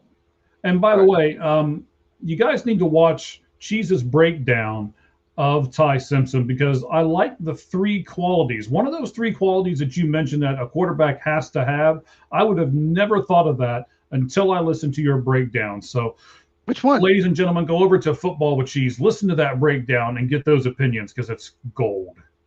Which one? I'm curious. No, let people go. Let people. Okay. Well, no, but I know you were like, okay, Ty Simpson, even 3rd round, no. But don't you think it might be worth a flyer? Because he does, when he has a clean pocket, he is accurate. He has, there's some good on film. You don't think it's worth maybe a 3rd round pick? Maybe he can sit for 2 years and develop. Like somebody convinced me that that we should not take a chance on him. Would you like to guess who that somebody was? That was me. It was you. And I'm trying to see if you think but maybe. Okay. No, you convinced me with the 1 year thing. Quarterbacks who only start 1 year, and I'm like, oh yeah, that makes tons of sense. And oh yeah, I don't want that. And does he have enough experience? And no, I don't. I was going to take a chance on Trinidad Chambers if he came out, but he's not going to come out in this draft. Yeah. So no. I don't know for sure. I have not gone back and watched film of him because he's going back to Ole Miss. Mhm. But he probably would have been quarterback 2, either 2 or 3, if he had come out. But yeah, I get what you're saying. I think I think third round I don't think he'll last longer than, I think third round may go higher than that, but I don't think he'll last the 4th round like Shooter Sanders did. Someone will take a chance on him. I just don't, there's certain positions, and quarterback is the main one. I don't like guys that have only started 1 year. I want 2, probably 3 years of starting. I want to see a lot of film. Bo Nix had 5 years of starting experience, and that helped him. If Bo Nix had redshirted 2 years, like at Auburn, and just played 1 year and not transferred to Oregon, not played 5 years, he probably would have busted. He probably wouldn't have been a good quarterback. That's just my opinion. He needed, every year it got better. He really needed all that experience, and it's worked out so far for Denver. All right, buddy. Well, that is our top 10 list. Let's go over them real quick. I had Dallas, Cincinnati, Jets, Steelers, Giants, Titans. My top 4 would be Cleveland, Miami, New Orleans, and Arizona. Give us your top 10, and we'll kind of conclude and wrap everything up, bud. 10, LA Rams. 9, Tennessee Titans. 8, Pittsburgh Steelers. 7, New York Giants. 6, New Orleans Saints. 5, Buffalo Bills. 4, Arizona Cardinals. 3, Cleveland Browns. 2, Washington Commanders. And number 1, Miami Dolphins. Top 10 teams that should trade down in the 2026 NFL Draft. There you go. William's agreeing with you, sir. He looks like a guy that works at a body shop that's 34 years old, that is on his second parole. That's what he looks like. It's on his second parole. Body shop. You pull up, he's putting rims on the car. That's what he looks like. Thanks, William. Oh man, he looks like Razor Ramon's son to me. But anyway, if you know who Razor Ramon is from WWE. I don't. I am not a tall guy, but I am taller than Diego Piveo. Okay. All right, Chico. All right. People will get that reference. And I have longer arms than Ruben Bain, by the way. I measured my arms. I have longer arms than Ruben Bain, and I'm about 5'8", I'm about 5'9", 5'8 3/4. I have longer arms than Ruben Bain. How'd you measure your own arms? That's what I'm trying to figure out here. How did that happen? Oh, I know. I got someone to measure them for me. Oh, well, that's not what you said. You said you measured your own arms. Well, my arms were measured, is what I meant. That's some talent. I have longer arms than Ruben Bain, slightly. A quarter of an inch longer arms than Ruben Bain, who's a 6'3", 260-pound edge rusher. All right. William, thank you very much, buddy. We appreciate the compliment. We really do. We try our best. We do a lot of research. Well, he's talking more about you. Yes, I get it. But we do. Long arms. Look at this. Long arms. Yes, long podcasting arms. You need long arms in podcasting, sir. Hey, I played intramural football in college. I used my length. Did you say you played airmail football in college? Intramural football in college. Yeah. Was that quarterback? You carry a mirror around with you when you play intramural? You've never heard of intramural? No, I don't think you can quite pronounce it. You have to. Intramural. Okay. I played quarterback and safety. All right. Well, I'm sure you were great at both, sir. I was. Mm-hmm. That's why you're a podcaster. Anyway. Got the length. Mm-hmm. Mm-hmm. Okay. Not a problem, sir. I still love you. All right, buddy. So, guys, remember, forwardfan.com. Go and sign up for the $100 gift card you can get to Forward Fan. And like I said, it's a great concept. You can get your tickets early. You can get them for the Super Bowl and for the World Series. So think about that. You can go and get your tickets for the Super Bowl. And depending on what team it is and what odds they have to getting into the Super Bowl, it's a really, really good bargain if you get it now. Let's see here. What we got? Oh, here we go.